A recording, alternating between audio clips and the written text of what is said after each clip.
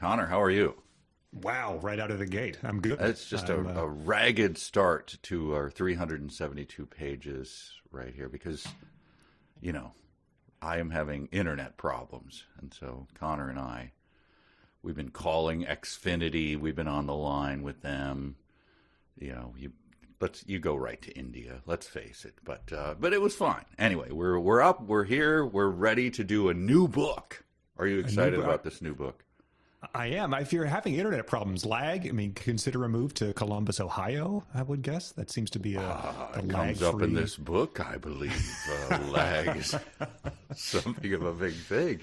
Yes, is that where I go? But I was considering that move, and I told Bridget, and she said, what if people rappel through the ceiling and kidnap you? And I was like, yeah, that is one of the major problems of moving to Columbus, Ohio, to get rid of the flag. Yes, it's that, and the guy who plays Chris Finch and is in all the Robert Eggers movies might slap you at some point in time. But is he in all the Robert Eggers movies? As far as I can tell, I've been on a bit of a Robert Eggers kick lately, and he seems to show up in all of them. So it's a delight. I noticed your pupils were dilated. You've been on a Robert Eggers kick. I've been saying ye instead of you, like Willem Dafoe in The Lighthouse. But yeah, I think of all the funny, that guy clearly must be what we joke about all the time is that everyone who shows up in the Harry Potter movies just got finished doing a rapturously received King Lear on the Royal Shakespeare stage, and then they're like, "Hey, I'm wrong ear Winkins.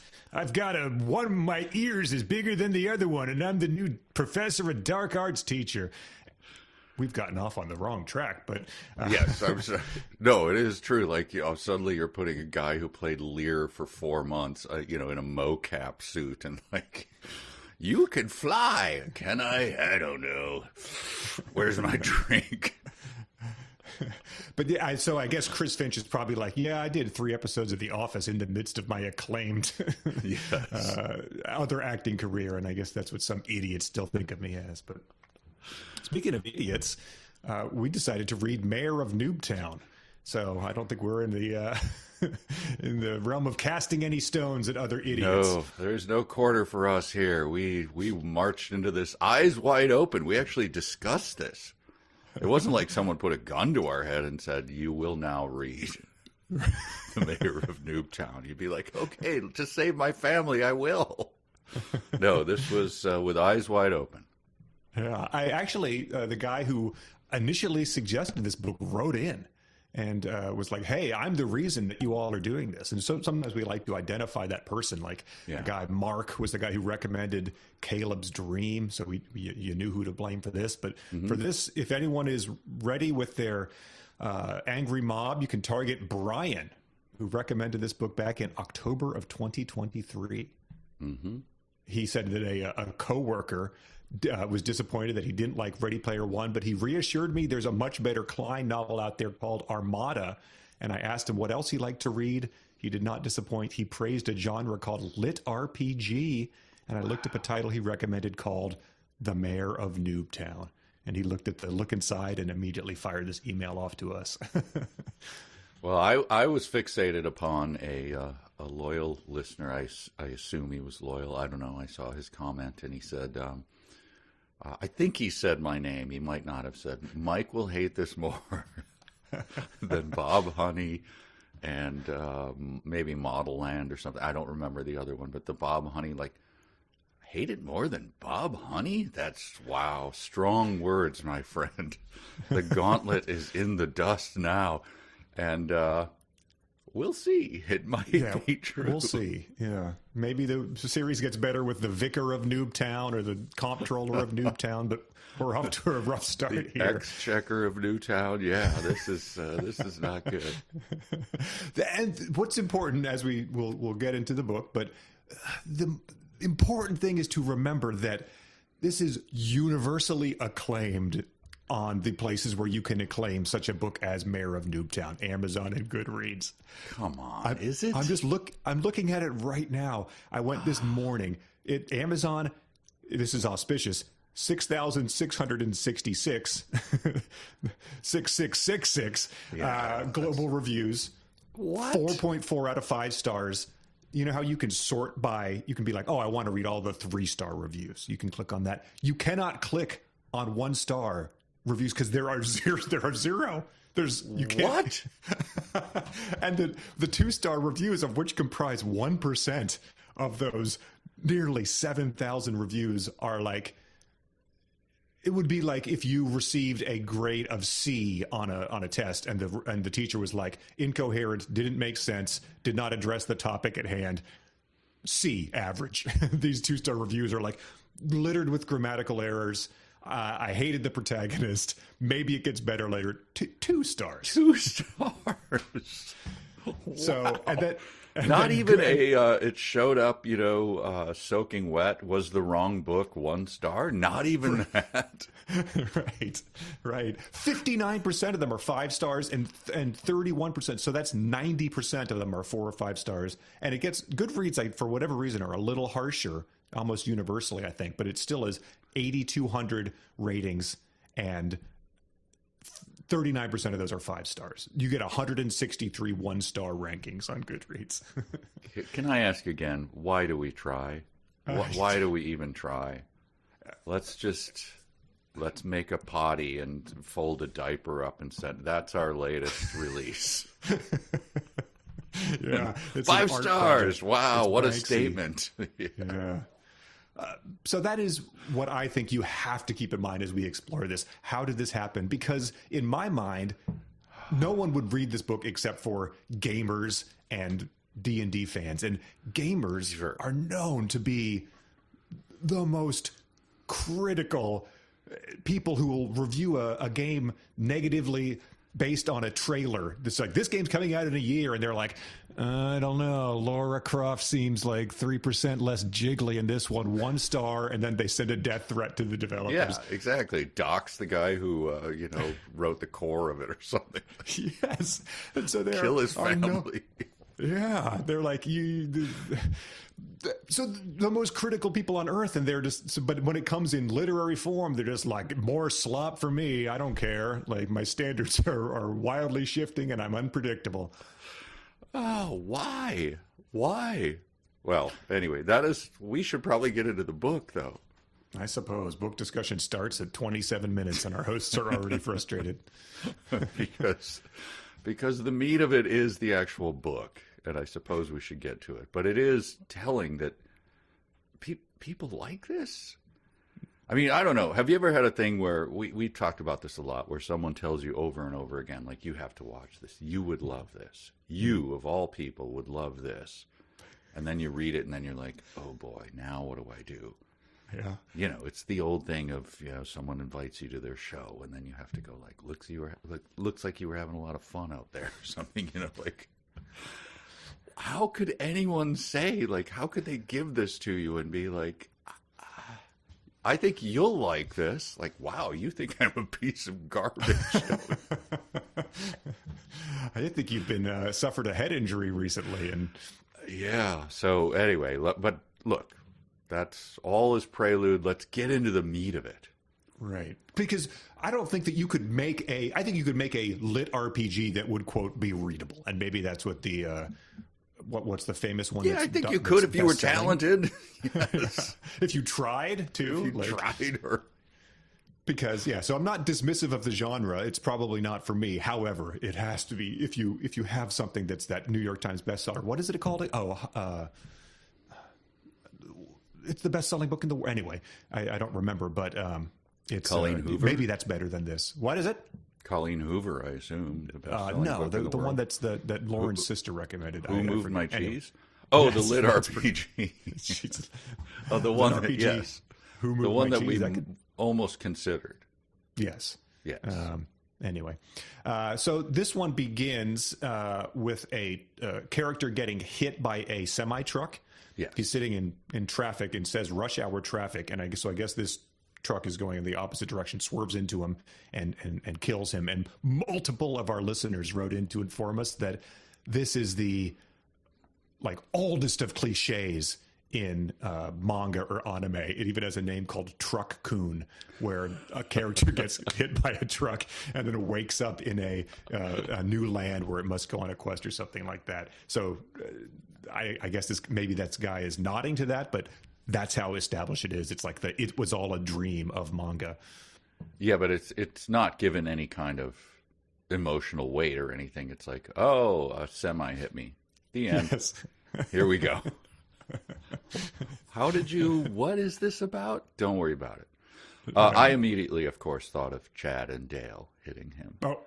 Wondering, what was that slight thud there? What did they call each other? Boy? Don't know. And then see a smear on the road, and that's the end of that. But that would good crossover. Dale was sort of holding Chad's pee bottle for him, and he was sort of like trying to drive and pee into it at the same time. And whoa, damn it, boy! Thinks we just wiped out some geeky 40-year-old. I was trying to read a menu while I drove. Shouldn't do that anymore. Got distracted by them tragic stories. And so when he wakes up, he's in a abyss and then a realm and something, and then he wakes up to hear two guys bickering about rolling dice. Yes. One of them he describes as a voice that made you dislike someone instantly, which seems a little on the nose. And he says he recognized the rattle of dice, a frequent noise from my years of D&D. So what a catch. With the voice, I wondered, did anyone come to mind? Like, a voice that you dislike someone instantly? I mean, Fran Drescher. Sure, there you go. Andy Dick. Truman Capote. Abraham Lincoln as portrayed by Daniel Day-Lewis.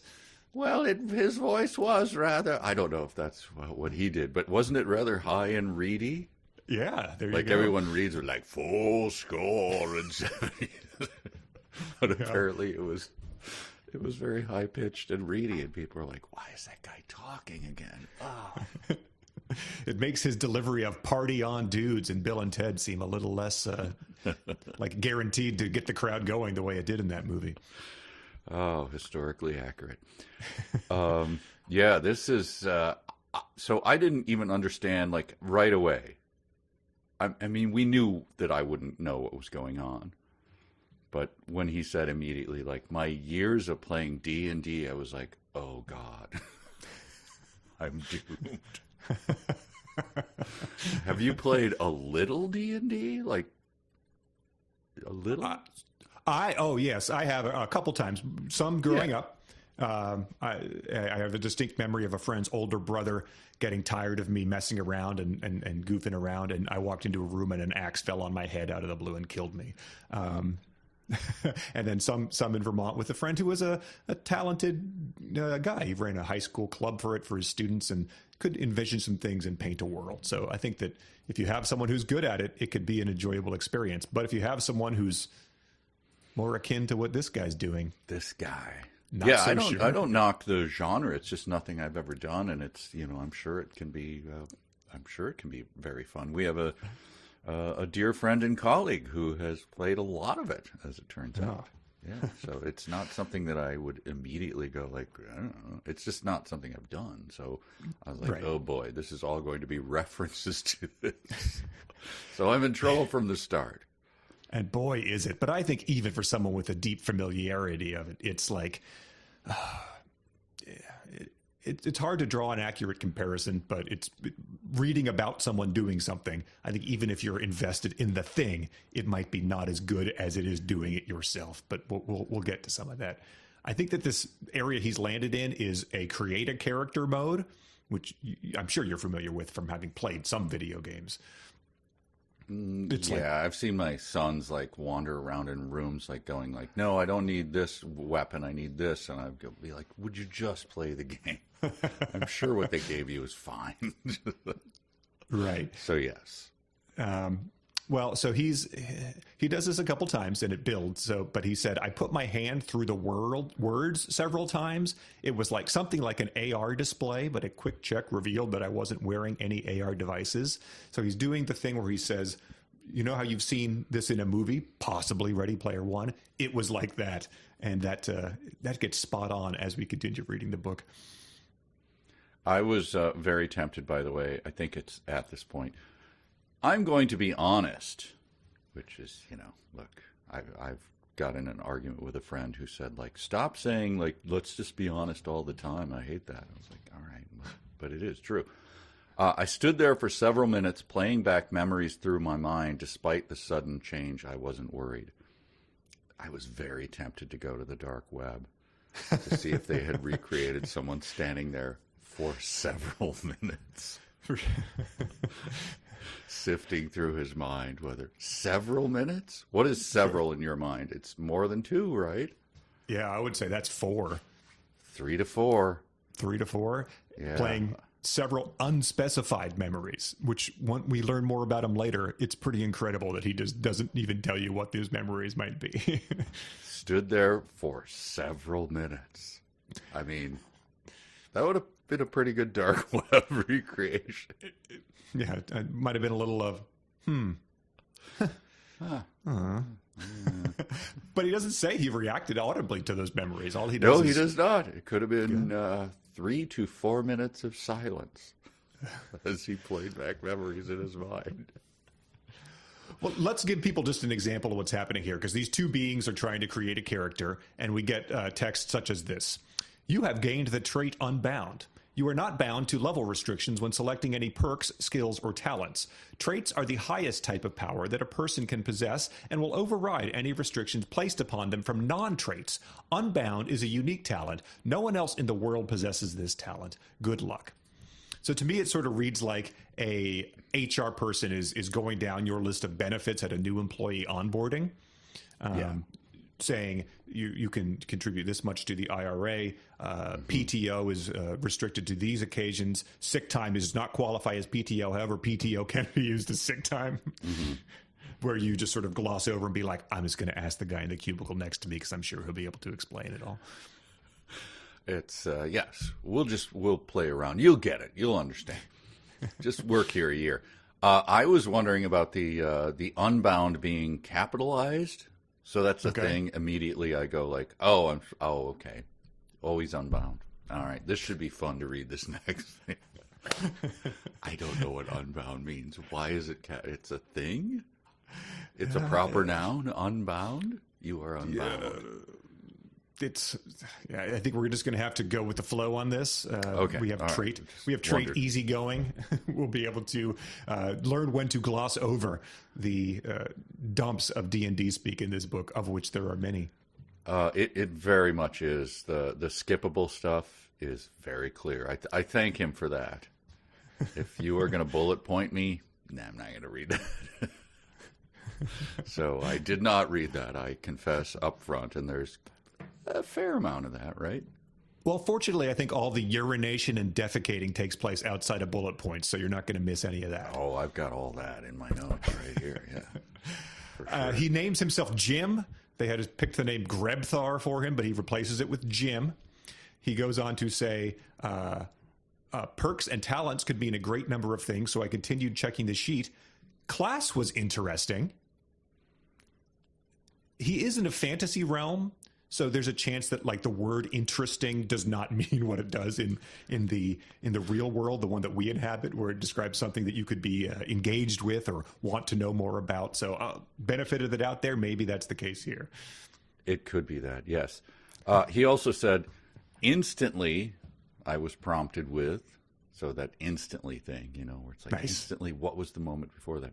You are not bound to level restrictions when selecting any perks or skills or talents. That meant exactly nothing to me, he says. And I was like, yep, I 100% get that.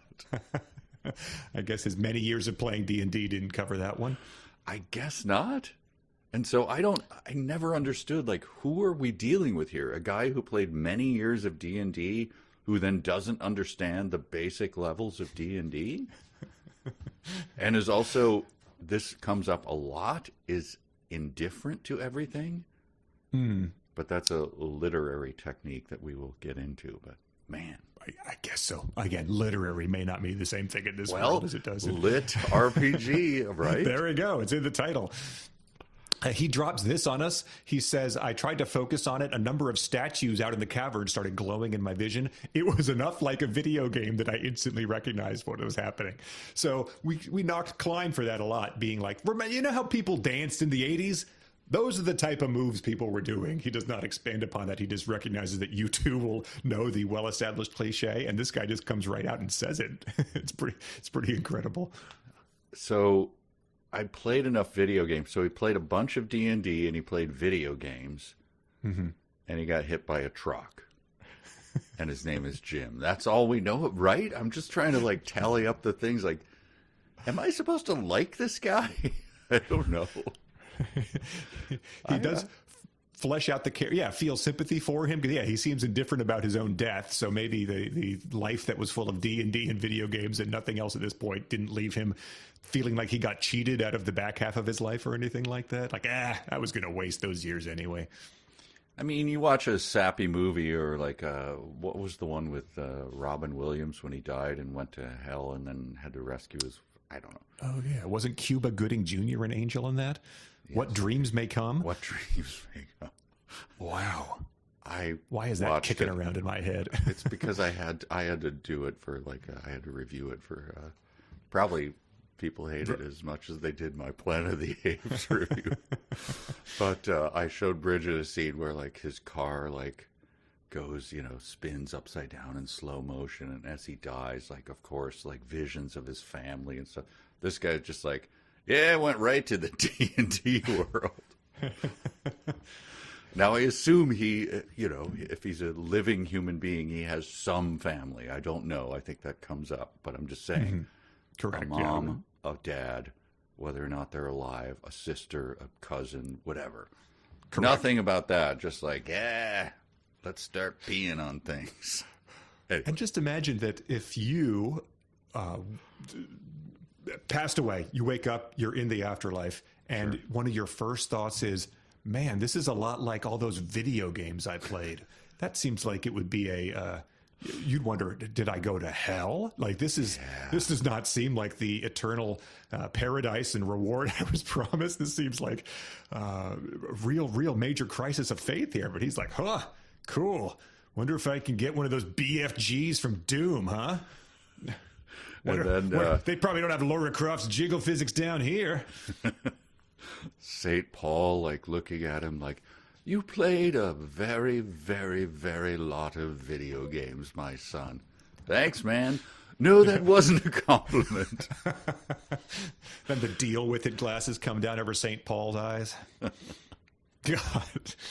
Yeah, so we're not, despite the fact that C.S. Lewis was invoked to defend this genre in the intro episode, I do not think there's going to be a lot of those type of questions here. This is another good thing. This happens a decent amount, I think, in the books we read, where someone makes a vague estimate of something, but it turns out to be correct. There were lots of them. He's talking about statues of warrior, woodsman, all the D&D classes. There were lots of them. Probably 12 or so, but the terrible lighting made them difficult to count initially. But it does sound like he had arrived at a specific number of them instantly. However, the terrible lighting had made them difficult to count initially. Well, it leads me to another not quite firm thing from him. It was an instant transmission of knowledge, and after removing my hand, I retained the information, however, less firmly. Less firmly than what? What's the standard upon which we're less firmly than what? For retaining knowledge? The instant transmission of knowledge. And after, I don't know. Maybe his eyes are distracted, flitting over to be like, maybe did I see a 13th statue? Is that a... Is that a cleric over there? Sorry, I retain most of that knowledge. It was just a little less firm. So what video game is this?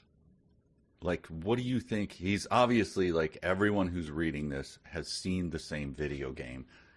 I have not seen this video game. And his description of it does not leave me, there's no info. It's just like, remember when you go to this and then you walk over here and you do this? What? I'm reading this as a book. I have no idea what this is. What is happening? It's a good question.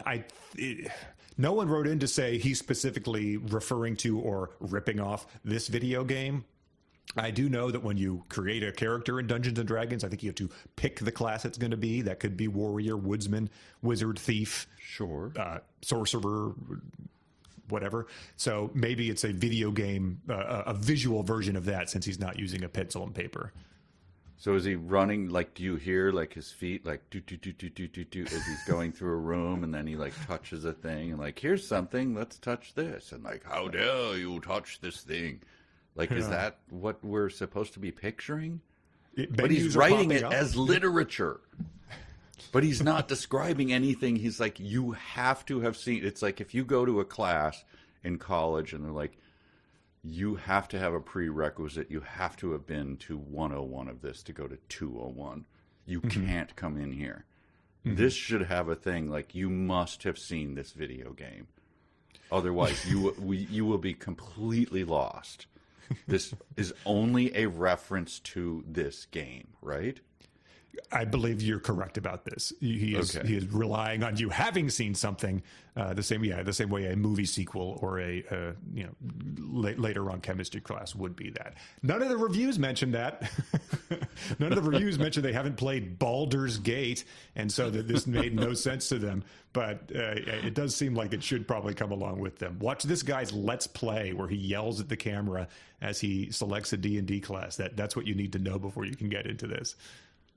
Okay, so my being lost is not based on, it's just like I wandered into the wrong class, and I was like, And if anyone is unclear, this is called The Mayor of Noobtown. I think we've all seen.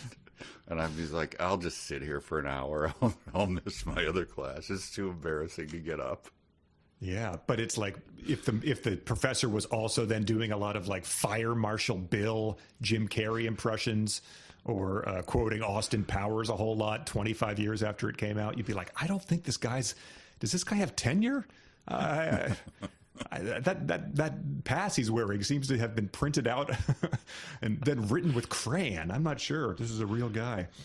Looking at the other students, like doing the thing, but they're all like attentive and nodding their heads at the professor. Like, is this one of those weird experiments where they give you the wrong math answer, and then I'm like, but then you see the rate my professor scores, and it's like, can we give 6 out of 5 stars? This guy was great.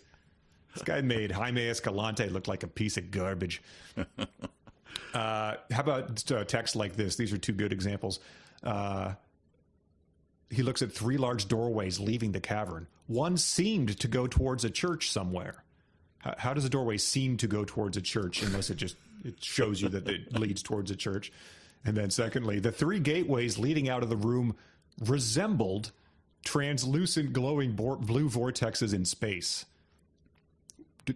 So did they resemble that, or were they a glowing translucent blue vortex? Because I don't look at the statue of Venus and think that resembles a woman's torso.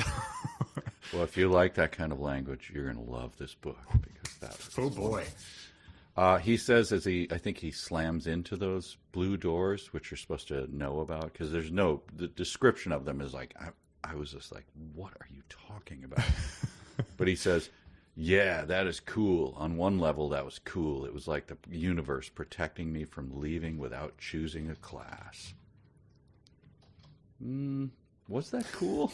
Let me think about it. Yeah, I guess so. Cool. I would say interesting. I think it's interesting. Maybe they both mean something. Is it cool that the glowing blue door doesn't let you go through it? How is that cool? Anyway, it's a programming restriction of the game to make sure that you don't get somewhere you're not supposed to be. That's a cool, basic video game gating. I don't know. Yes. How about this then? It was only then that I discovered the spiral pattern covered in arcane symbols on the floor. That sounds like something that'd be easy to overlook. It reminded me and one reader of a line from Setting Up a Room where she says, after 20 minutes of the short, I hadn't noticed that pegboard. Which I think we deemed the most boring sentence in Retro history. And then this guy did that right away with a spiral pattern covered in arcane symbols. Have you ever, boring friends? Like, look, we all have boring friends where you're like, oh gosh, the story of how you bought a contact solution. You're really going to tell that? Okay, but I just love when they add like, this is interesting, and then they like tap you on the shoulder or something like, you'll like this. God. Why will I like this? Then I parked the car near the entrance. Like, oh my God, why did you think that I would like that particular? The coupon had expired, but 15 minutes of talking to the manager, they finally honored it. So that saved me $0.25. Here's an interesting thing. Like, oh boy, all right. So he's going through, he's hearing the people that were talking about him, creating his character, but he's still going about inspecting all the different options he has. He sees a couple different color orbs, which he's intrigued by. And then he touches one of the orbs, and a voice says, only the worthy may proceed. Are you worthy? I guess, I said confidently. Which, in another book, I would say that's... funny. I mean, it's like almost like a Tom Swifty, but a nonsensical Tom Swifty. I guess Tom said confidently. Here's my note. Would this be one of the witticisms he referred to earlier? Yeah. Didn't he say that he was cracking up his friends or something? He was worried that with no one else in this realm, would I even be able to chuckle at my own witticisms? Was this one of them? I have a couple of these tests for you. Did you smile or laugh at any of these? So I'll ask you this now. Did you like that? Lauren laughed when I read it aloud to her. One of two sentences I read to her. But she laughs at the fact that I'm presenting it to her as incompetence. Deeply disappointing. Yes, yeah. It's like when I will do the jokes from the the worst joke book, like the Playboy book of jokes or something, to my son. And then I'll read it and do this, stare at his eyes, and then he'll stare at him like Norm Macdonald. Yes, and then he'll laugh and he'll go, well, you can't do that and then say that I laughed at your joke. Yes. I say, said the woman, he sure does have a platitude. And then he'll go like, all right, I'm laughing because you're staring at me. You laughed at my joke. It's a funny joke.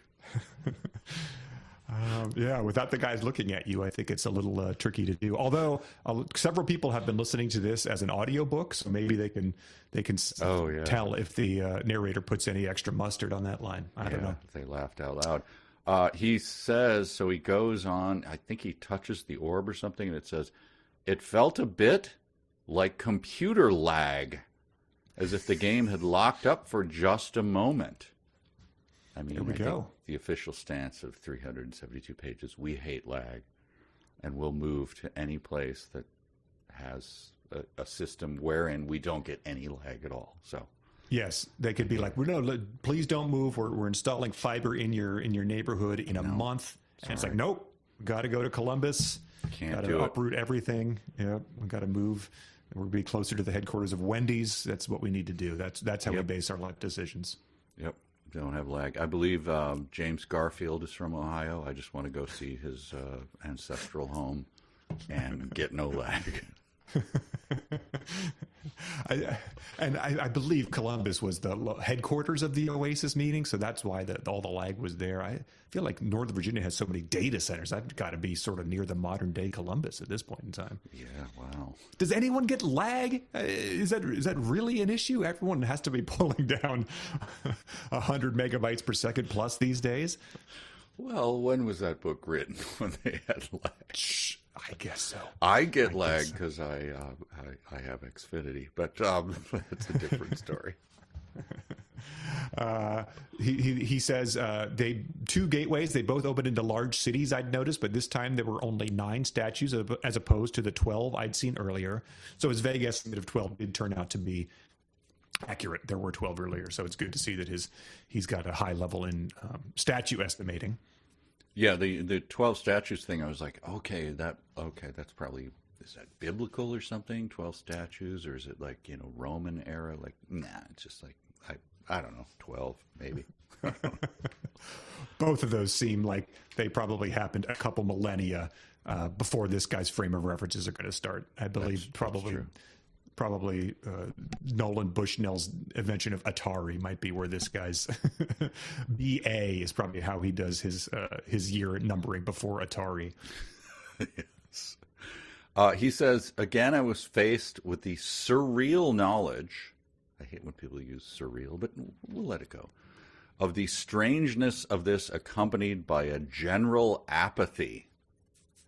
You always love when your literary heroes have general apathy. As you're about to read a Dostoevsky or something, like, I don't know. I hope this guy's bored during the whole thing and doesn't really give a rat's ass about anything that happens. Yep, that's the way you want to have a book start. General apathy. How The Stranger by Camus started. Mother died today. Yes. Meh, I thought. I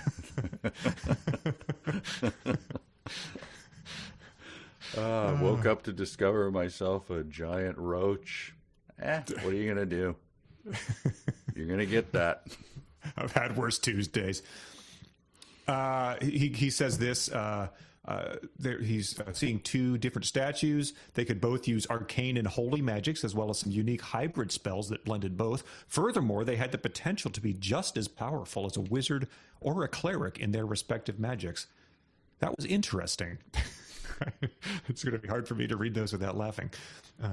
So just the interesting stuff is stacking up, despite his general apathy for all this. That's what I was like, wait, so the general apathy is gone if he finds something interesting. It is 2 sentences later, so. And this is this is concerning the mystic theurge. Okay.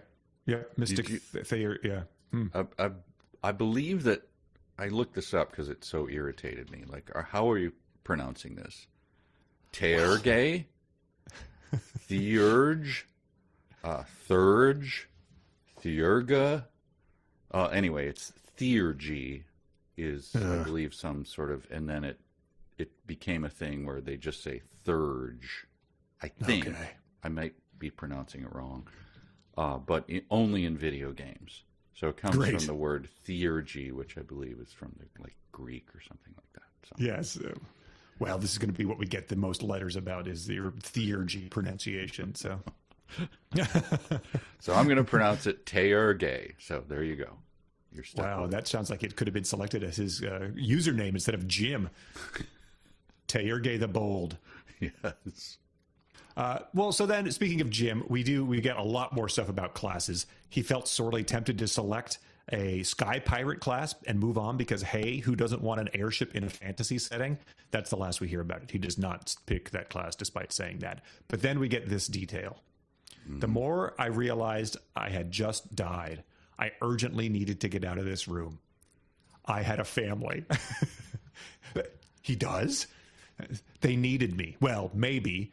If I died, they got a hell of an insurance settlement. And I did...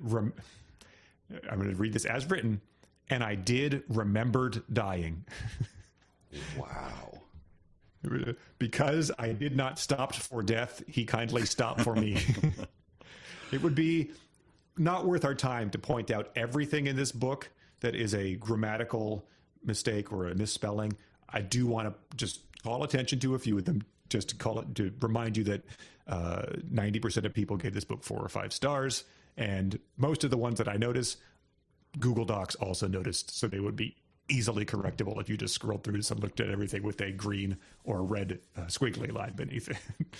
I had the same thought about that. Like, there's a couple where you're just like, come on, man.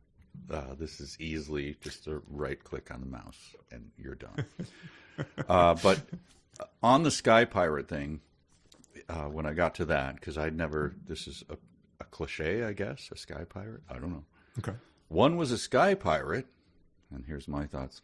I doubt you, but go on.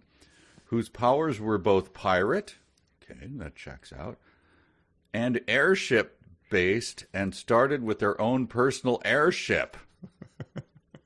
Okay, that all checks. I'm good now. Now that you've explained what a sky pirate is. Okay. At first, I was kind of like, I had a gimlet eye towards what you're talking about with a sky pirate, but you've explained it pretty well. He's a pirate who has an airship of his own. All right. I'm good. Of all the things that you were unclear on, I'm glad he expounded further upon this one to make it a little more clear for you. Continue. A pirate. Jim, are we calling you? If they'd started with their own personal regular ship, water ship, that would have been crazy in this fantasy world. But yes. So demons start chasing him. I guess the voices that he was hearing for a while are upset about all this stuff. And he's going along. I guess there's some sort of D&D loophole or something. He has no stats at the moment, but all these doors and orbs he's touching say that he needs to have level 0 to get through. So he does, I guess. He's able to get through all of these doorways. So I'm not sure if the demons screwed something up. I think it's later revealed they set some setting wrong. Yeah. Oh, okay. Yeah. He says, and this is, I think, one of his witticisms, I didn't know if I could get back to them anyway because I had died. I was like, yeah, we have pretty clear rules about this. Sorry, but he seems completely unconcerned about this. And so then he runs and he says, my trek down the stairs was performed at a suddenly breakneck pace. Literally. Nice. I fell. So he did not break his neck, so forget about the whole literally thing. Literally thing? Well, you're going to have to forget about a lot of those, but they don't always come as close to the heels as our beloved 372 pages word suddenly as that one did. Suddenly. Let's just do it right now. What? Well, all right. 55 suddenlies in this. So. Oh, nice. Okay. If there's one thing you can take from the podcast, that probably is a word worth eliminating. He says he's looking. He keeps. I don't think he's picked a class yet, but he keeps going downstairs, encountering reducing numbers of statues. So now he sees 3 statues. One is a sage. It had ultimate control over magic. The second was an archangel who had fundamentally impressive control over the universe, as well as what amounted to superpowers. The third was a chosen one. All 3 sounded great. So he's offered fundamentally impressive control over the universe and superpowers, and he thinks that sounds great. So that's the sort of level of intellect we're dealing with here. That is me responding to an email that is too long. Sounds good. It's like, I can't read this. I spent a day working. I don't know, 7 paragraphs. Yep. Yes.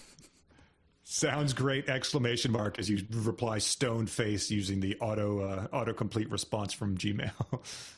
So wait, I didn't get this. So he's running up and down stairs, like eliminating statues or something? I honestly was like, I don't know what's happening. It's very hard for me to understand too, because again, I understand some of these tropes, but not this specific one he's doing. So I think he's descending into sub-basements, and there just keep being different types of how you parse these classes. So I don't know if that's a D&D thing where you're like, pick the base one, like Animal Kingdom Phylum type of thing. So it's like, my base one is warrior, and then I can go down and maybe be archangel and sage type of thing. So they call them trees in this world, a character tree or a skill tree. It's not really worth trying to. I think that if this is what you're going to pick as the way to understand this type of thing, you've chosen poorly. You need to talk to Sean or something and just get about 5 minutes from him about this. Okay, so I didn't understand any of this. And then the 2 voices, I honestly did not There's 2, right? Mm-hmm. There's 2 one other than deep him. and one shrill, yeah. Okay. What is that? I think they're the 2 guys playing the game that are sort of trying to create this guy, and one of them becomes a main character later in the next chapter. Yeah, but, well, he's different. But Ash and Fire, I had the memory wipe option off, replied the nasal voice. Correct. That might as well be in ancient English to me. I have no idea. What are you talking about? What is that? Yeah, I think that Is Ash it and the Fire person is... Ash and Fire? Is the I had the memory wipe option off, replied the nasal voice. I think it's a fantasy curse. Instead of saying like hell's bells, it's saying Ash and Fire. Ash and Fire. It's just like being like, God damn it! Like, yeah, I think it's a swear when something has gone wrong. Okay, so it's not the other person. It's not called Ash and Fire. No. And what is the memory wipe option off? He remembers that he has a family and a insurance settlement.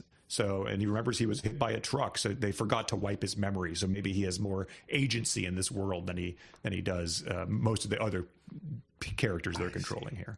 I hope this is true about the afterlife, by the way. You're not like judged for your anything. You just like go to a room and you have to like pick a statue or something. And you'd be like, my beloved wife and sons. Anyway, I better press this orb right here. I want to be an elf. I want some elf ears to hear things, elf eyes to see. But you'll appreciate this then. Bullet point, so you may have skipped it. You receive 5 stat bumps for picking a god tier character. Please select which stats you want to apply your stat bumps to. I didn't know what that meant. So maybe he's inviting us to join the club there.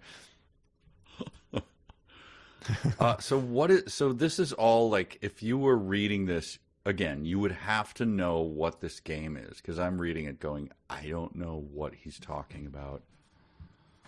The second problem was there was no door out, and that's the end of a thing, and you're supposed to go, I don't know what that means. I didn't have stats, so I wasn't very quick. I remember when F. Scott Fitzgerald wrote that in his famous The Beautiful and the Damned, and I was like, yeah, that is, wow, prose, so good. I might have been talking about Daisy's husband, Tom. He would seem like sort of a dim bulb, right?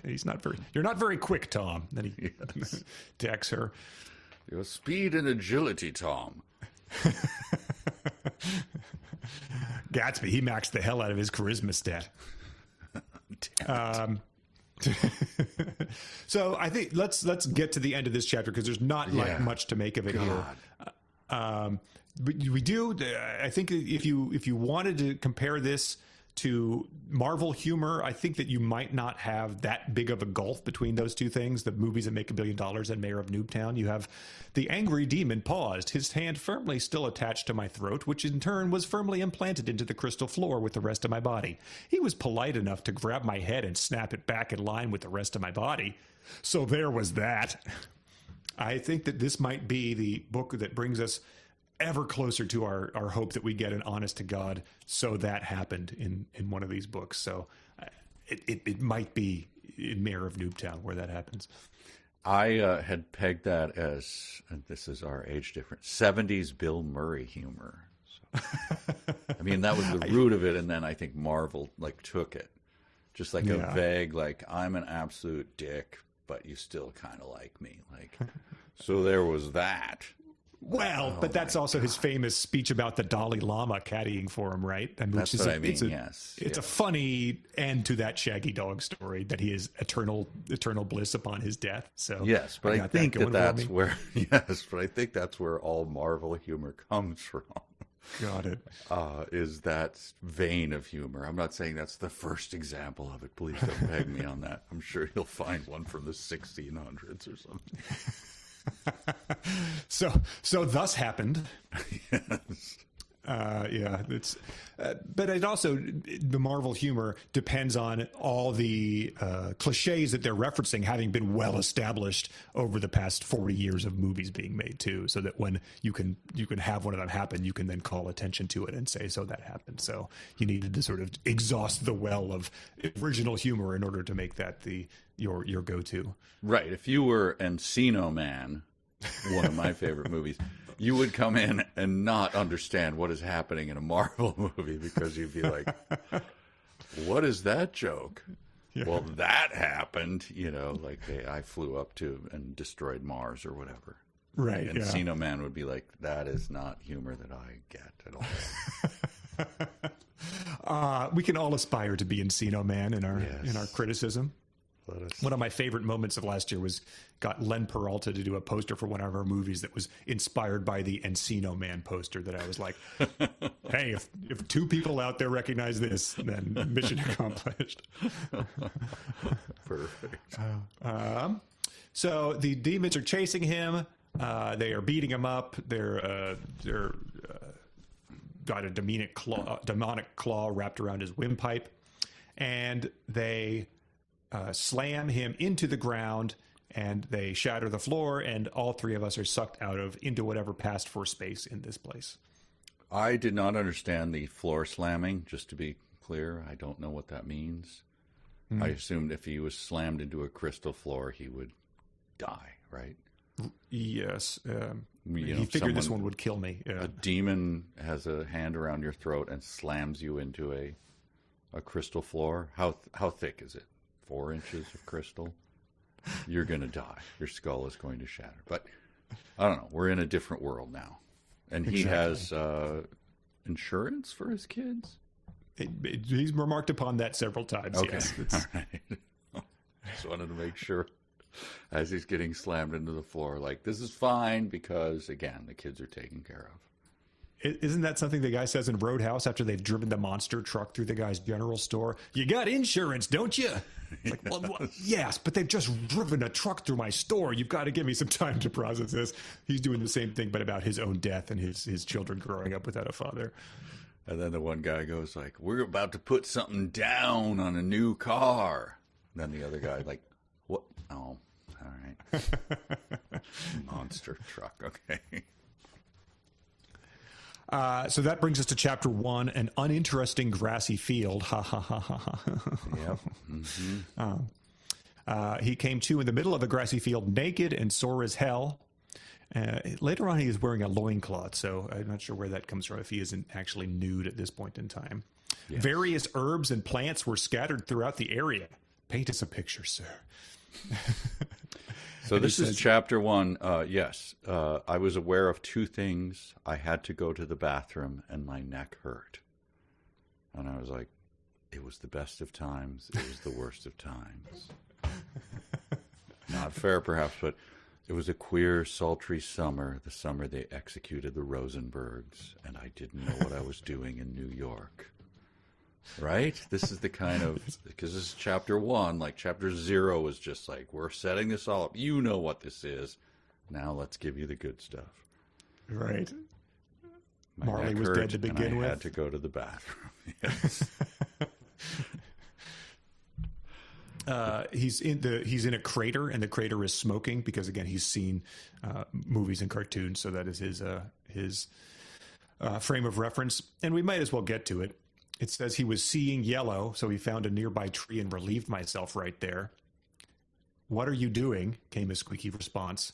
I looked down, half expecting to see a mouse, but instead was greeted by the image of a small, rotund little demon with crooked horns. I aimed at his face. It had been a while. It's been a while since he relieved himself on someone's face, I guess. I don't know. It splattered all over him, but the demon had changed significantly. When I'd last seen him, the demon had been massive, at least 30 feet tall, and was enormously powerful built. Now he's a foot tall and just as a foot around, so he's like a little cartoon baby demon, essentially, and he's peeing on him. Okay, this utterly confused me. How did he know it was him if he was one, like, if you see a 30-foot tall guy coming towards you and then you walk out the door and there's a tiny baby standing and you pee on him or whatever. I didn't even notice that he peed on him. Do you go like, that's the same? Oh, well, that's obviously the same guy. Like, how do you know that's the same? What are you talking about? If you see a 30-foot tall person, you don't expect him to be the same guy when you see him later and he's a baby, right? What is happening? How is that a thing? That's not a thing, is it? And you just go, oh, that's him. There he is. Like, if, when I see someone and then I see his grandson, I don't go, oh, there's Dave. No, that's not Dave. That's a different human being. That's a different person, right? Why does he think it's the same person? He has entered this world, and now he assumed that there is only one other demon in the world, I guess. So, but there were two demons yelling at him, right? Yeah, and then one of them attacks him through the crystal floor, and he wakes up in a smoking crater. That demon has been reduced by 29 feet, and he pees on him. Okay. I guess it's like this came out the same year as Baby Yoda, so maybe it's just the Baby Yoda version of him. If you saw Shaq, but you also had a Funko Pop of Shaq, maybe you'd recognize that it was a different version. I'm sure that this guy Funko Pops would not be a stretch to imagine there's a shelf full of them. It just strikes me as odd that you would immediately go like, oh. Like you would just say that's a separate person, and then I would have to say like, "Hey, no, I used to be 30 feet tall." I get that a lot. Like, yeah, seems like he would have to say, "I used to be 30 feet tall," because he does emphasize that the demon is gargling. That is true. Streaming down he's onto his gargling face. his urine and then using a leaf to attempt unsuccessfully to sop up the rest. Oh, what? Yeah. Again, not something that you really get with Melville or Ernest Gaines, you would say. It's just not a lot of leaf sopping up face urine. Sopping up either of those guys. Urine. Ah. So this is the demon that was attacking him, and the demon is able to bind to him.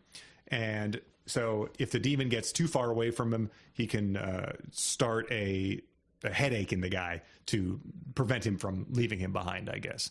Binding, I assume, is something that happens in this type of thing. So I think it's another one of those things that you have to be like, oh, I've seen that happen in much better things, so I know what he's getting at. In your mind, what does it mean? I don't know what it means.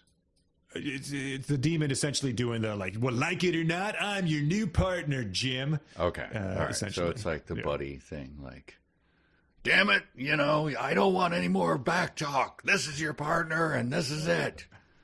Yeah. You and he get into a squad car and figure out who the hell killed so-and-so. Like, yes.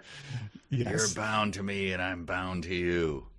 You want coffee? I don't drink coffee, actually. I like pure hot water. You son of a... Can you drive a little faster? I obey the speed limit in this car. Please don't touch my radio. I'm bound to this guy. Okay, so that's what it is. You talked yourself into it pretty easily there. Okay. So think about the most cliched thing, and that is what's going on. I think that'd probably be the rule of Noobtown, is just to think about the cliches and just interpret them. Okay. This defies cliches, however. The demon is sort of sassing him, and this guy's pissed off at the demon, so he goes to get a stick to whack the demon with. Yes. I had played baseball in college. Stunning. Yeah. A stunning reveal. More so than had a family, I would say. So a college, a NCAA athlete, baseball, which, requires, it's a specific type of guy for the most part. You're going to get the outliers, the free thinking goofballs every now and then, your Sean Doolittles. For the most part, I feel like baseball players are cut from a certain cloth. Yeah, we had a friend who we once went to see. He played baseball in college, and he was thinking about the pros, but he was a little smallish for. I don't mean to say anything disparaging. He was just smaller for a baseball player. We went to see him play when the scouts were there, so we drove to his college, and we met him afterwards. He's like, "That was a big no." He was just a little too small. Great baseball player, but college baseball player doesn't mean. But anyway, we were like, God, this guy's a stud, the best baseball player I've ever seen. And the pros were like, nah. Couldn't tap out a single A, yeah. Yeah. I think scouts are like, body, terrible. That's the type of thing that they'll evaluate. Yeah, he's got power, no power to the warning track. He can hit doubles in college. Right. So no. Don't need him. Yes. Yeah. So maybe that happened to this guy, and that's how he moved on to Dungeons and Dragons and whatever he's doing. This is the second detail we've got about his life other than that he commutes in rush hour and has a family with an insurance payout. So he played college baseball. Important to keep in mind. A lot of D&D, and he knows video games. He hits the demon with the club with his baseball skill. It impacted with a meaty thud. The demon went flying, slamming into a nearby tree. So Larry and Denise nod approvingly. There was their section in there where the demons kept forcing each other into a tree. Trees. One of the greatest moments in the podcast history. Oh, I love that so much. I wanted it to be that, and then it wasn't that. It was like, maybe a reference. Who knows? Maybe this guy was listening to the podcast back then. That would be, I would hope not. That would be incredibly awkward. But He then passed out. The demon causes him to pass out. He says, I don't know how many hours I was asleep, but it was more than a few, which put me in mind of the Gordon Lightfoot, as big freighters go, it was bigger than most type of line. Great. Nicely specific. Well done. Again, paint us a picture, sir. You know, picture a big freighter. I don't know how big they are.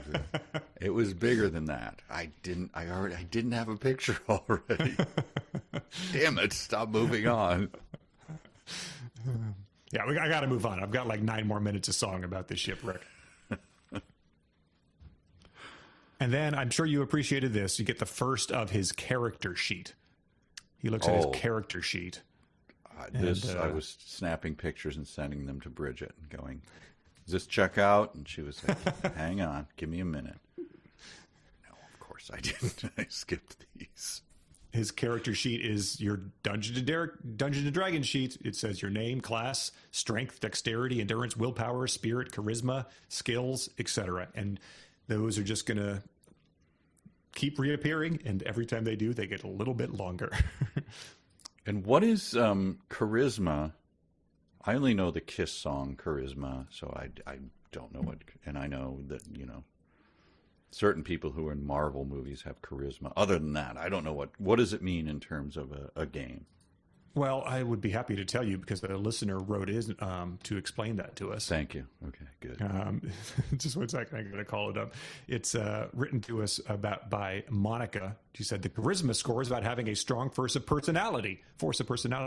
In the first editions of D&D, there was a separate stat called comeliness, meaning hotness. However, that stat was removed from D&D a long time ago, and now players choose for themselves how hot their characters are, meaning most are extremely hot.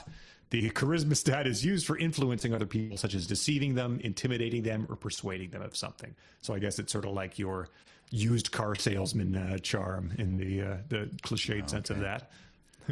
Hey, there he is. We're gonna get you in a car today. I see you eyeballing that one there. You getting that boy? The chicks are gonna get all over you.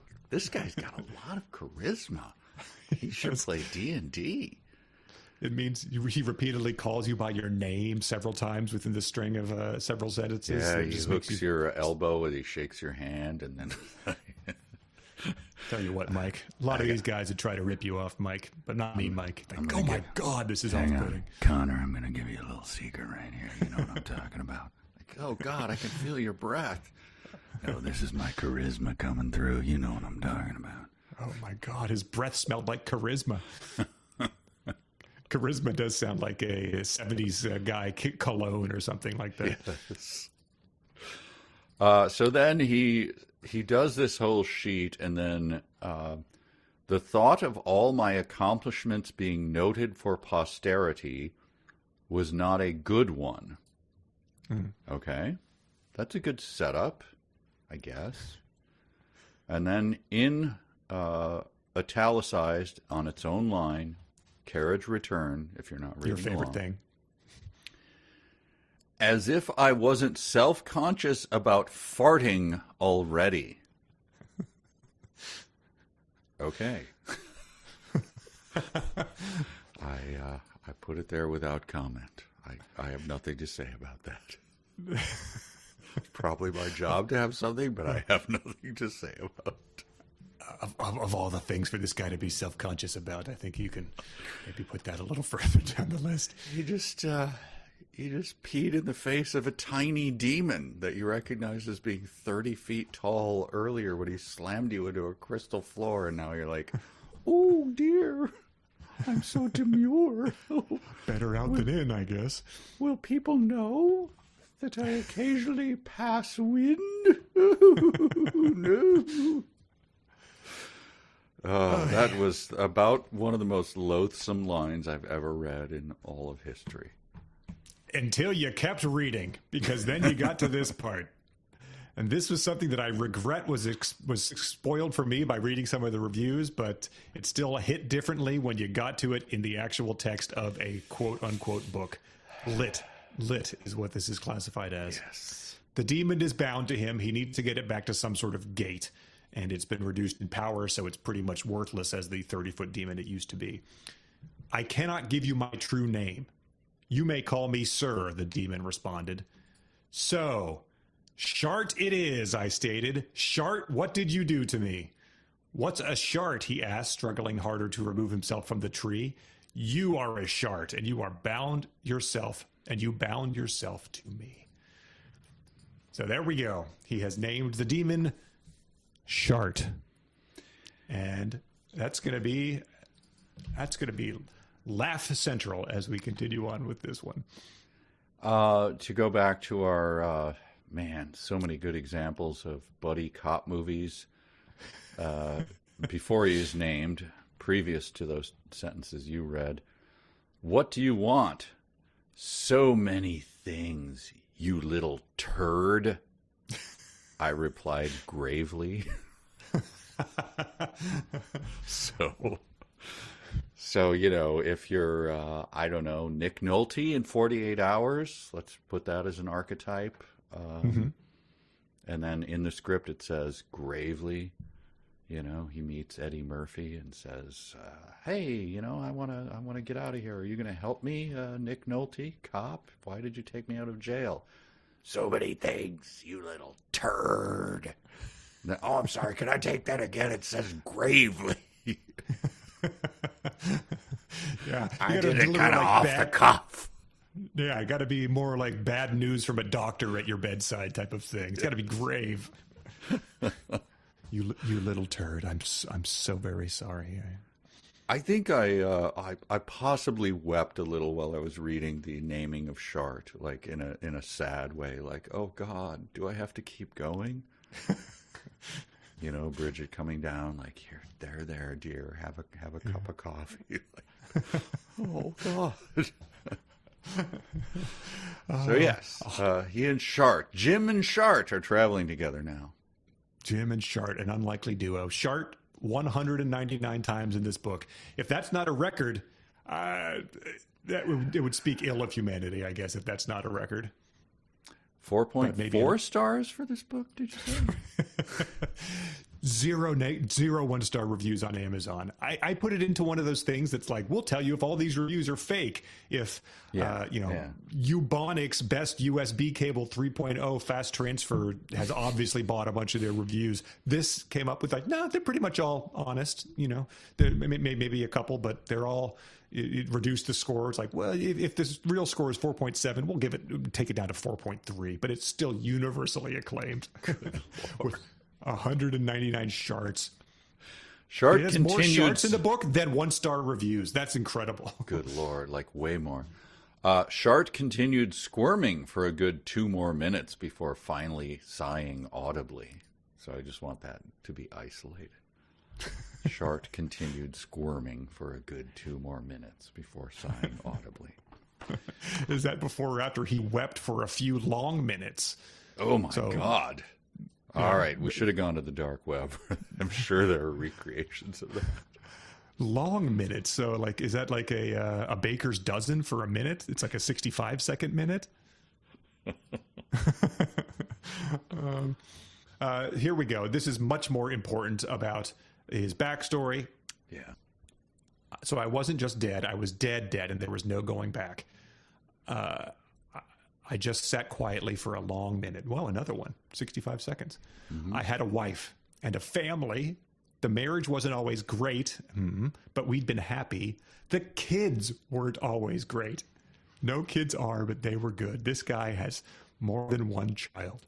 As a family, we loved each other. We all clicked. And again, I'm not going to point out every typo. we all clicked with all our various quarks and all. So he has said that as if with all our various quarks, our various protons, our various hadrons, our various nuclei. So it's not a quirk, it's a quark. And then he goes back to his insurance policy. Mm-hmm. I see no silver lining. Like, would you question at all at that point? Like, look, man, don't you, this is the movie where then you run to like the bursar's window and go, I'm in the wrong place. Do you understand? You got to figure this out. Like, I had an insurance policy. You, sir, are stuck in D&D land. Like, I played it once. I wasn't even that good at it. All my friends made fun of me.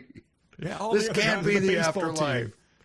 Yeah. And then an angel floats down like, we'll give you one more chance to go back. But no, he's just like in this world going like, well, they got a good insurance policy. What are we going to do?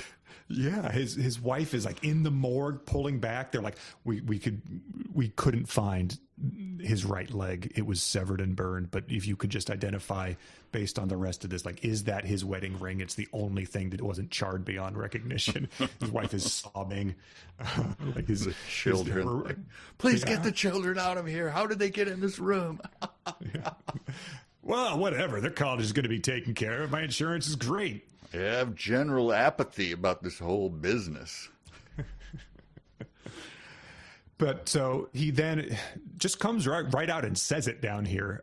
Says, I have for lack of a better term, a character sheet that shows me all my abilities, stats, and skills. And then it's like, oh, right. I forgot they didn't have those on Earth, replied the demon, thinking. But you've played video games before, right? It's pretty much the same thing. So it's good that you can just use that as a description for whatever. Think about what's the Remarque novel, All Quiet on the Western Front? You know, you've seen Private Ryan. It was pretty much that. Like trench warfare. Yeah, come on. You've seen Blackadder. He says, you are a basic bitch warrior. I could also give you a boon so you might live a bit longer, he replied. And I just, is there any way we could imprison him for this? Like, it's probably not. I mean, you have free speech rights. I'm not in any, but come on. That's true. Level. Maybe we could trick him to going to like Belarus or something where this type of thing would not be tolerated, and maybe then have him locked up. I mean, yeah, that's true. All right. He's going to award him some sort of literary medal there, the Lit RPG Festival. It's an elaborate ruse, but people have pulled off bigger heists. I think we got to try. Because if you're going like, Mike, that's too harsh, I submit into evidence, Your Honor, number 2. It was both long and hard, just the way my wife liked it. And I returned. So at first you were like, I don't know. It seems like life in prison is too harsh for this guy. Like, is it? Though? Is it really? Mm-hmm. I don't know. Think about it. That was sentence 2 I read to Lauren. How did that go over? It's not. She was like, what the hell are you doing? I'm like, look, I didn't say it. It's this guy. So I pulled out Ryan Rimmel's author photo and showed it to him. So if anyone wants to take a look, you can see who's the type of guy writing this. Again, presented without judgment. I'll also call attention to the dedication, which is to his wife. I forget whether it was Katie or Rebecca or something like that. Okay. Yeah, Sarah. Okay. Also, I believe it was credited with editing the book. So, long and hard, not how much time she spent into editing the book, I would say would be a better description of that. Maybe that's what he's referring to here. Probably not referring to the wife who's tearfully identifying his body at the moment. Well, I would say there's a distinct difference, like your wife, my wife, see us doing this shameful act of reviewing this, and they shake their heads in disgust, and they leave and go about their lives. And then you're like, look, man, it's just, I don't know, it's a thing. She edited his book and said, I love every bit of it. Don't change a word.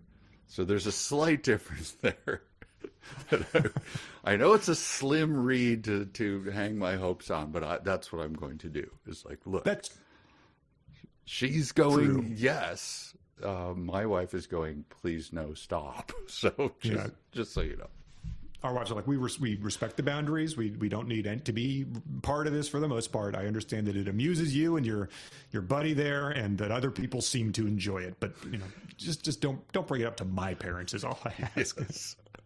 At a party, at like a dinner party or something, just please don't tell other people what you do. All right, fair enough. Yeah, that works for me. They're at a dinner party and people are clinking martinis, and Sarah's like, "Oh, I've been meaning to mention Ryan has written a novel. Yes, it's one of the burgeoning lit RPG novels. Oh, here comes John. He's on the town council. John, you'll love to hear about this. Ryan has written a novel featuring a demon named Shart. The word Shart appears 199 times. It was 270 before I edited it, but oh my, this martini is delicious."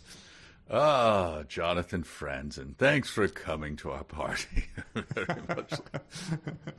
Have you had any success in novels? Because he's written one about Shart and Jim. Yes. Sarah, I must get you to edit my follow-up to my most recent Pulitzer Prize-winning novel. Oh, I'm afraid I can't do that. I must be editing The Harbor Master of Noobtown in my spare time. The corrections, too, will have to wait, Mr. Franz.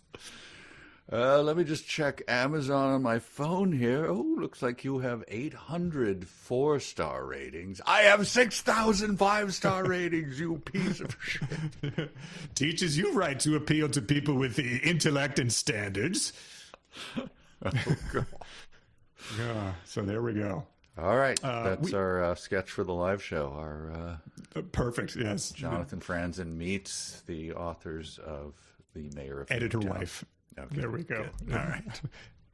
As long as you can have a martini in your hand, that might make it bearable for the rest of this. We have entered chapter 2, which is called Still in the Field. So unclear why they needed to make that a chapter break as you do it. But long and hard marked the beginning of that chapter. Shart has somehow become translucent. Shart immediately vanished, but I could still see him somehow. And Shart is sort of riding on his shoulder, like he says he scaled me like a miniature King Kong, and we were on our way again. So he's this little, yes. Okay. He's like a salacious crumb kind of figure, I would say. He That's gives you right. more stat. I forgot that was a separate thing because it's just continuous, right? Correct. I mean, it's called Still in the Field. Yes. And then it goes to a stat sheet again. To which I admit, I'm happy that half a page is taken up with it because I skip it completely. I mean, you don't count it as, it's not something you need to read, right? No, but I do think it's one of the primary attractions of this genre is that you have garbage like this that takes up now it takes up a page essentially. It gets to be a page and a half by the end of this reading. So I guess you're supposed to pore over that. Even if you're playing one of these games on a video game system, you're not like poring over that every now and then. You're sort of like, oh, I leveled up and I got another 2 points. Like, great, now I'm at this. Like, I understand that I'm consistently going to get better in all these things. I don't need to know what they currently stand at any given moment. But if you were, okay, so let's say you're a consumer of these games and then you go to read a novel or something. It would be like if I don't know, like I'd like to make bread or something. And then like a book was like every chapter was like, then I went back to the sponge and I put some 60-degree water in it, and like and you're like, ooh, wow, what? Do you know what I mean? Like, if this is like the wallpaper of your life, why would you want to read it as a book? I don't give a rat's ass about any of this, right? You're not going to read a book that every chapter starts with what the person did with their recipe for their.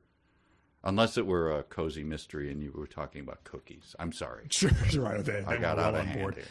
I spoke out of turn. You underestimated it. It would tell you how many milliliters of 60-degree water you would use.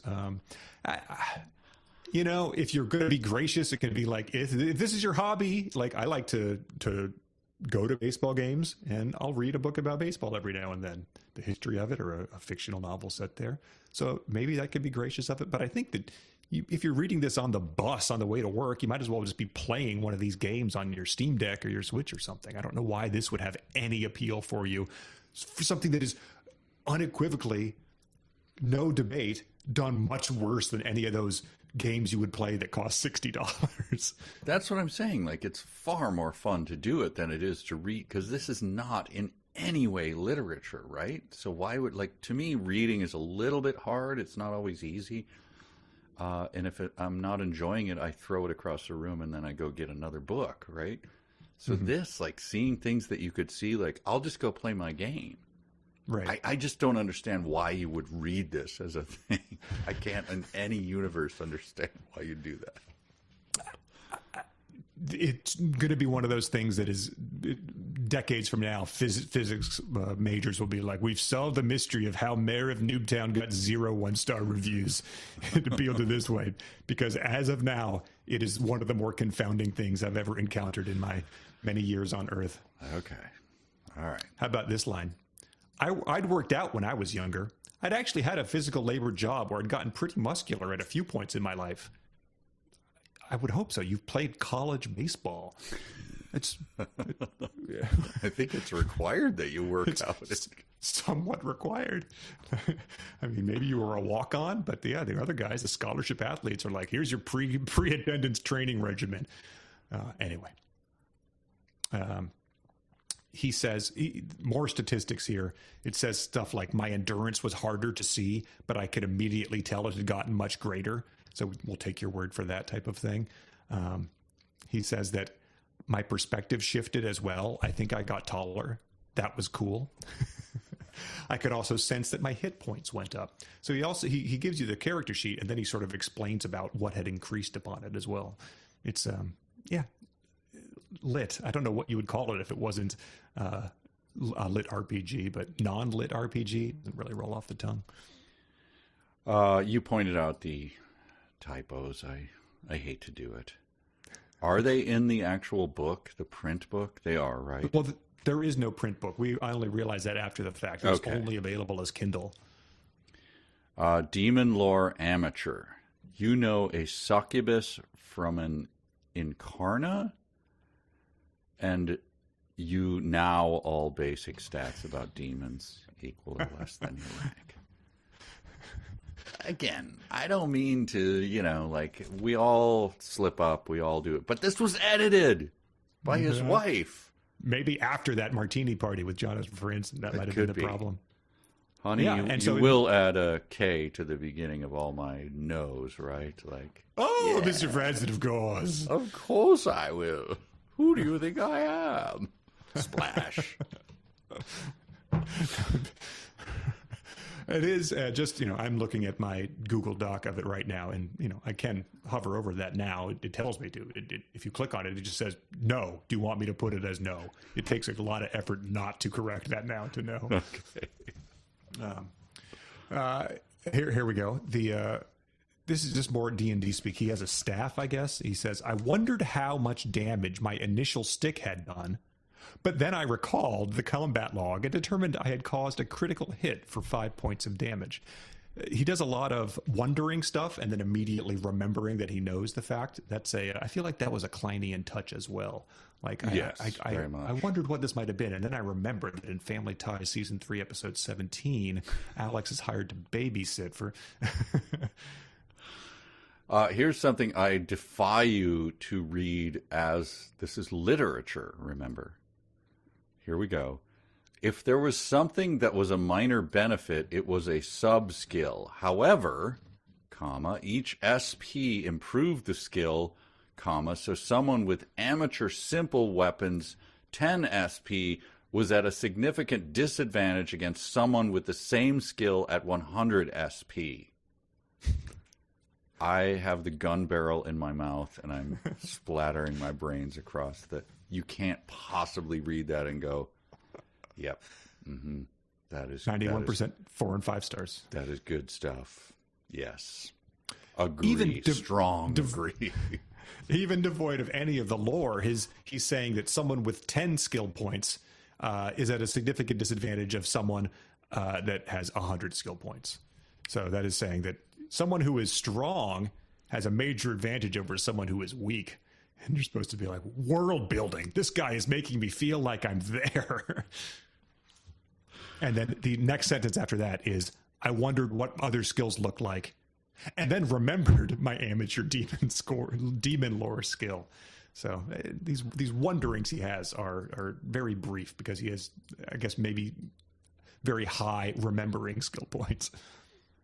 And then he asks the demon, it takes 1 million skill points to get to the next rank of demon lore? I asked. To novice, replied the demon. Yes, it's a higher skill level. So this was the point where it's like he has said repeatedly, I freaking hate this. I hated him from the second I saw him. I'm bound to this little shit. I pissed in his face. And then they're just like kind of hanging out like, hey, little fella, like, how do you know so much about me there? You know, and the demon's like, well, I'll tell you right now. Why are they just like hanging out and talking about the rules now? Like, I hate you. I hit you with a stick, and you slammed into a tree, and I didn't try to save you. I wanted you to be dead because your neck was too thick or something like that. And now they're just like hanging out going like, hey, you want to get a bag of donuts? I don't eat donuts. What do you mean you don't eat donuts? What do you oh, come on. We got to eat donuts. It's again, I know you've seen this type of thing 1,000 times before and better. So it's like that. He's already used that in the book. So I think that it's well understood. We need to fill in the blanks ourselves here. Okay. Chard, I don't like you and you don't like me. But by God, I respect you. Now let's go get that. If there is anything I'm coming away with, it's a deep sense of respect for the author of this. That's him and his audience. I feel like that's again. This chapter ends. His picture, yes. This chapter ends with them saying, Shart says, I can't sense anyone nearby, but there is a village over there. And I will just spoil it. It does take 5 chapters to get to the village that is over there, just in case you're wondering why we're not going to be at that village as we continue.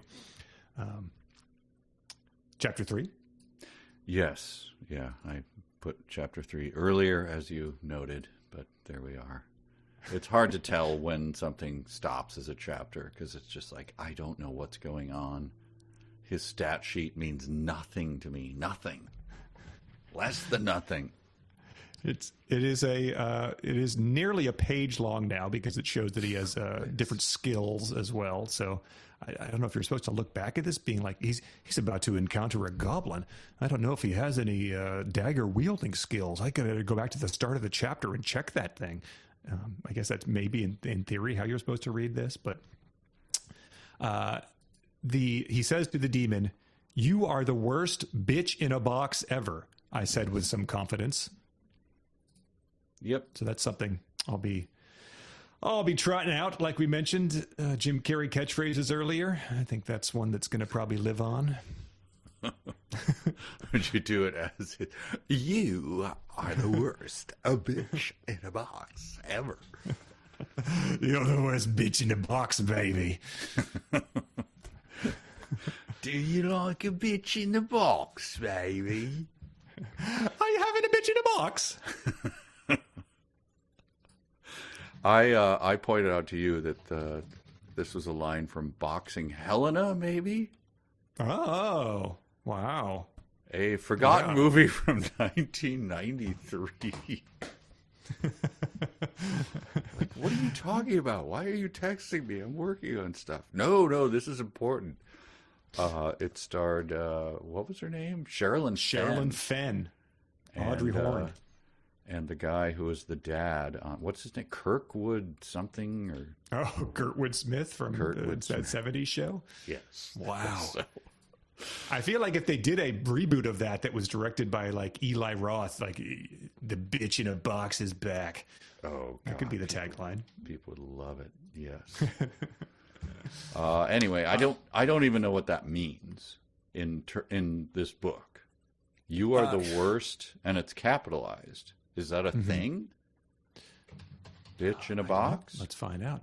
Okay. I guess it's a song by the band Anvil. I remember we watched their documentary at Anvil the office one time, a metal band. Good band.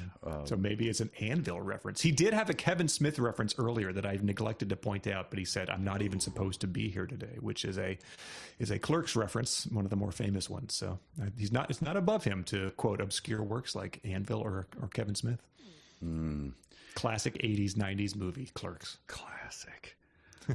So our beloved Shart, what, 166 Isolate that, everybody. Yeah, 199. He, after he calls him the worst bitch in the box ever, Shart, under the blistering sun, he crawls up a tree, I guess, and then we get this, this is literature as well.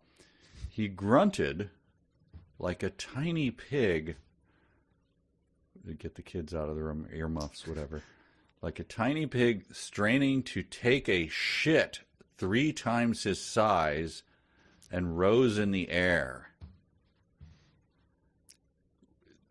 You had so many choices there, like, for what the thing. He grunted, how? Like a tiny pig straining to take a shit. So if you're ever in, like, the, I don't know, that is the Hemingway competition, right? You go down, you drink a bunch of beer, and you write stories like you're Hemingway down in the Keys or something. Just keep this sentence in your back pocket, and then they'll probably scan it through AI, and they'll go, "Nah, you stole that from." But then everyone take a shot, and you'll be fine. But that is the worst thing I've ever heard. He grunted, and then, like, okay, what did he grunt like? Oh God. It is pigpoopballs.jpg in a sentence form. But to be fair, though, the bitch in the box was an Anvil quote. Bitch in the box was an Anvil quote. I'm not even supposed to be here today was Clerks. This is a line from Beloved by Toni Morrison that he's just sort of quoting. It's a literary allusion. A pig straining to take a shit 3 times his size. So that's where this comes from. It's lovely. Actually a very high it's a high concept literary allusion to the Pulitzer Prize winning author of Beloved. Oh, so that is the wow, that makes me reassess her work. Okay. Yeah, I think she discussed it on Oprah when she had her on for the book club. So that's she it's one of those things she tries to get in every book is that type of metaphor. Did he really? But he just puts it in. He just takes it and doesn't. No, Toni Morrison does not have a tiny pig straining to take a shit 3 times his size in her. Okay, that is very earnest in the. I know. Thank you. Yeah, in your delivery there. Yeah. So yeah, he's trying to get up a cliff here. That's where Shart is climbing up, and he's like climbing up ropes. He's using vines. He's talking about his statistics of stamina, trying to get up there, and is exhausted. And that's when the wolves attack. Yes, the wolves will be a big part of this, right? It appears to be the case. But, yeah. I want to quote him, but I don't want to quote him because I just like, Is it a sentence that begins with suddenly? Well, it's that. But there's also a mosquito comes, right? Okay, hang on. Where is that? Oh, yeah. Shart is the tiny pig straining to take a shit 3 times his size and rose into the air. He honestly reminded of an ill mosquito as he swayed a bit uncontrollably. And I would be lying if I said I didn't fantasize about knocking him from the sky with a special demon-killing fly swatter. Okay. What does an ill mosquito look like? He honestly reminded me of an ill mosquito. That's important. So he was going to be lying about the fact that he kind of reminds me of, or, look, I'm trying to strain for a metaphor here, so he reminded me of an ill mosquito. What does that look like? Has anyone ever been bitten by a mosquito and went, that one does not look good? Yeah. Ooh, that one's definitely got malaria. I didn't know they could get it, let alone spread it. Yeah, I thought they just spread it, but they get it, I guess, and that one looks sick. Ugh. a bug that's been swatted in the far side that's sort of like its limbs are going at different angles and stuff like that. And a special demon-killing fly swatter? Because he looked like an ill mosquito? So he fantasized about it? So does that take several minutes? These are all questions for Sarah over martinis, I would say. Okay. Demon killing fly swatter, you could find one of those here in Noobtown, I bet. That's got to be one of those in a treasure chest or something. Level up his swatting skill. Maybe it's a +3 silent, or it's electrified, like one of those fancy ones you can get. Oh, I have one of those. It's not far away from me. I'll man. Well, if this guy ever shows up at your door, you might need to use it on him. By the way, one time my son was playing with it, and I was like, those things will shock you. And he's like, nah, it's not a big deal. I'm like, I mean, it's like an electric fence. It's not going to hurt you, but... And then he turned it on and just like slammed it against his hand and went, yeah, that hurt a lot. Yes. What did you think? Oh, there's something about the time in your life when your frontal cortex hasn't fully formed and you can just do stuff like that. Hey, that'll hurt you. Hey, this tastes bad. You want to try it? Sure. Sounds good. So he goes up the tree, I guess, to get away from the wolves. Is that right? The demon is up on he flies up there like an ill mosquito, but the wolves are attacking him because he's been unable to climb the wall. Oh, okay. All right.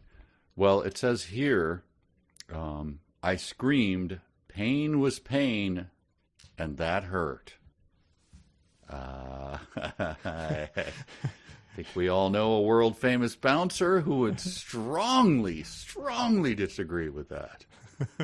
That was putting a flag in the ground that I thought, like, you're messing with the wrong person there. Yeah, that was he's sort of somehow claiming to reverse Dalton there.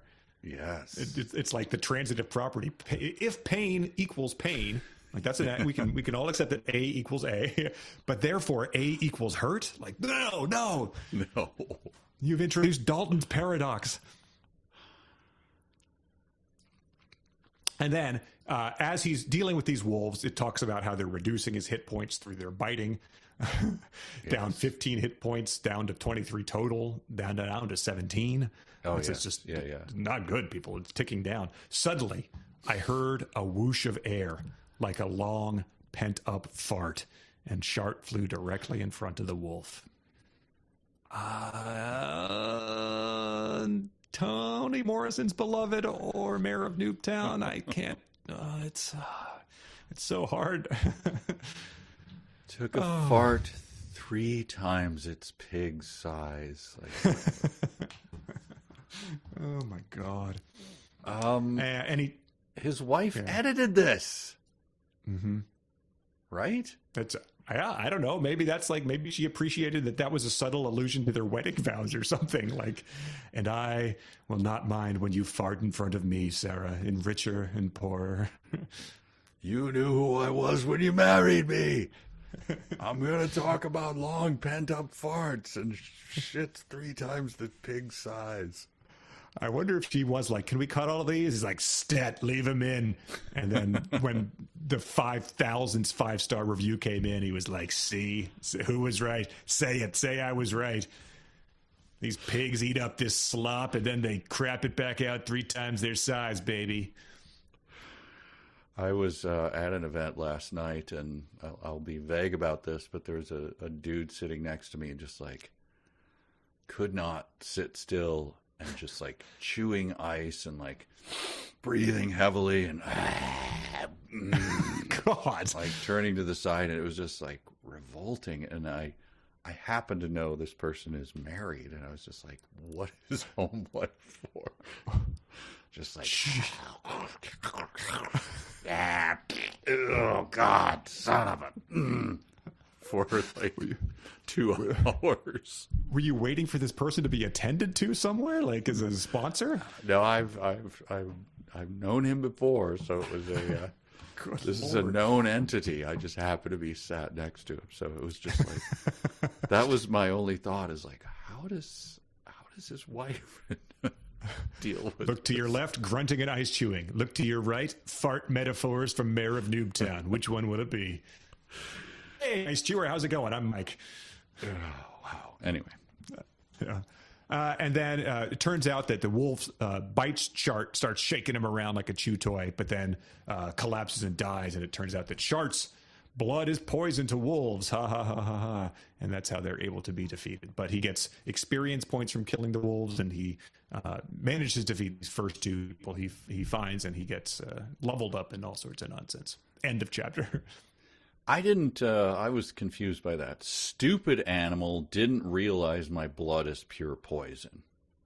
I mean, I got to give the animal credit. He hasn't really encountered anything in which its blood is pure poison. I was trying to think of the animal kingdom, like, not really, right?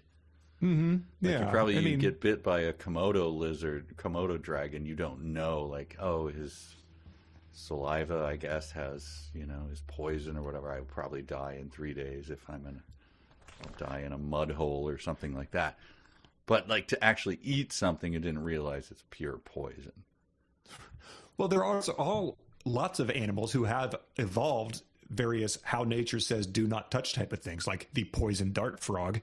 Animals would be like, whoa, that's not a natural color. I'm not eating that. So animals are not necessarily stupid. This is just a demon that did not exist in this world an hour before. So there is none of that bright the blood being poison is kind of a tough thing. I do know that this is just a little tip for you. I have a couple friends who went through survival camp. If you're a pilot, I happen to have pilot friends. Wow. And if you get shot down in enemy territory and you're just like, you parachute out or whatever, don't eat the plants. Just eat the animals, which may seem kind of gross or whatever. But like if you find a lizard or whatever, just go ahead and eat it. It's probably not going to be poison. This is just like the quick version of it. Like, look, we don't have time to teach you everything about every area you might get shot down. But I thought that's a good point. Like, yeah, if you see a frog, just go ahead and eat it. Yeah, just that. But if you just you look like that looks like a delicious plant, like, you bleed out immediately. So anyway, if you're ever shot down over enemy territory, there you go. That's your tip. And bring your copy of Mayor of Noobtown with you on the Kindle too, because nothing makes the time pass like that while you're waiting to be rescued. And the locals will really love you for it. Hey, you reading Mayor of Noobtown? Come into our camp. They're worshiping you like C-3PO. It's like, hey, he's like 1,000 years later, there's an archaeologist who's like, they appeared to have an idyllic civilization. They built hospitals despite not having running water, and their life expectancy well exceeded every community outside of them we could find. And yet one day something happened. And evil was introduced into the world. All we found was this Kindle, and one day if we're able to restore its battery, we can find out what awful thing was on it that caused such devastation. Made smallpox being introduced look like the common cold. They all murdered each other with their stone knives. It was beyond horror. It's like Jamestown, where they just had the word Croatoan written on a tree when everyone disappeared. There's just someone carved Shart into a tree, and that's all they can find. The last remnant of the civilization. We don't know what it means, these ancient runes. Chapter 4, Base of the Ridge. Base of the Ridge? Do you want to do Base of the Fanfic before we get to that? Yeah, let's do that. Yeah.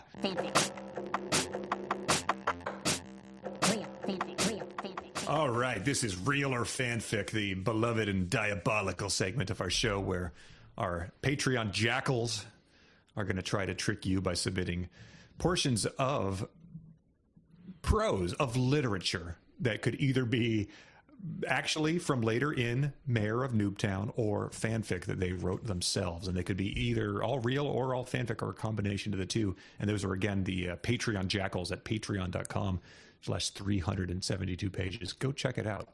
Please. All of them fans of literature, which we're about to dive into. So hit me with your literature, people. Literature. Here's literature number 1. Okay. I spent the next 21 minutes sprinting towards the fortress.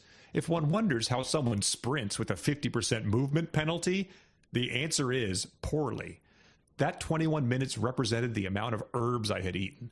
On top of their recovery, I'd gotten back 2 additional hit points from my improved regeneration. Thus, marked the end of the herb-enhanced healing. Fortunately, when I leveled, I just gained the additional hit points. The 50 I'd earned were added to the mix, making me healthier than a horse. I meant that literally. I could see a horse through the gate, and it only had 60 hit points. Her name was Patches. Ooh, wow, that's tough. Dumb as hell. Thank you. Yeah. I assume that's what you were going for. I'm going to say fanfic. Okay. Number 2, literature. Number 2. Selecting improvised tools and assigning my amateur skill rank to it, I suddenly became aware I was doing this all wrong. Gathering up a square piece of stone, 1 goblin corpse, a small piece of a saw blade, a cabbage, and several sundry items, I proceeded to craft 1 simple bow 12 minutes later. You have found simple bow, base damage 1 through 6, durability 25 out of 25, durability -10, due to improvised tools. I held it aloft and smiled, only then noticing the peculiar expression on the demon's face as he tried and failed to comprehend what was going on. "Why did you do that to the goblin?" asked Shart. "Well, I needed something to keep the bow in place, and he was getting kinda rigor mortis-y." "That's not a word," stated Shart. "Sure it is. It means something that has had enough time for rigor mortis to set in, enough that he can be posed if one tries aggressively enough," I replied. "You used that old broomstick and he swivels now," stated Shart as his eyes continued to survey the scene. "That's a work of art."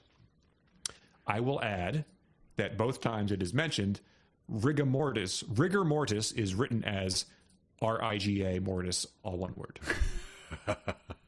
Okay, thank you. That's an important detail.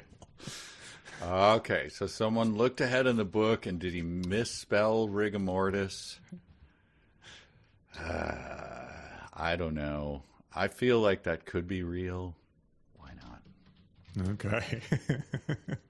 It's like, I mean, there's all sorts of what other things people do like that. We'll move on. Number 3. 5 minutes into this sneaky McSneakface routine, and I was standing on top of the cliff where there was no way the ogres could get their ogre paws on me without taking it in the face. Taking it in the face in a violent way, I mean, of course. Okay, violent was a strong word, as long as all I had to fight them with was my winning smile and the same old stick. But from up here, I knew I could sneak attack them for far more damage than 1 to 6 points my stick usually did. My newest level of rogue would even give me a damage multiplier for using an improved ambush if I did something to make the site more suitable for what I had in mind.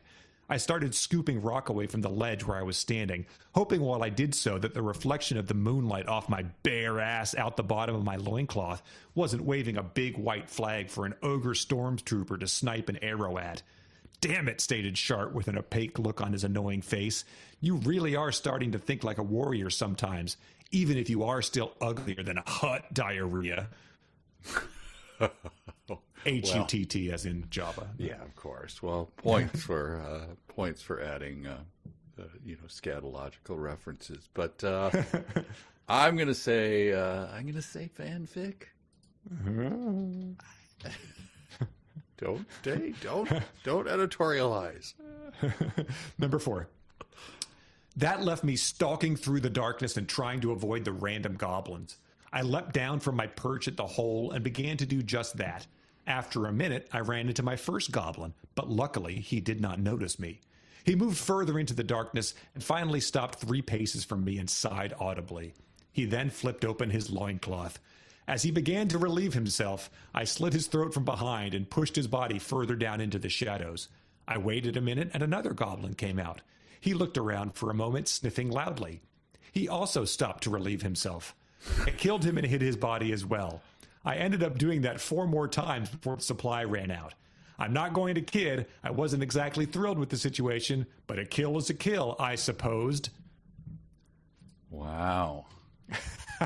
I mean, gosh, of course it sounds like him. It's all supposed to sound like him. I'm not going to kid. I'm not going to kid. I didn't think you were going to kid me. You're telling me the story. I'll be honest. I don't know. I'll say real. All right. We should keep it. Number 5, last one. Snakes. Why did it have to be snakes? And me without long swords. Stabbing the ugly fanged wigglers with daggers would put me too close to their venom dripping fangs, and using a bow and arrow was obviously going to be ineffective and slow. Try stomping them, stated the demon on my shoulder. Right, and have them bite my ankles and damage me that way? I thought you wanted me alive now that we're getting closer to your stupid demon door. I do not want you alive, but I need you alive, replied the sulky demon.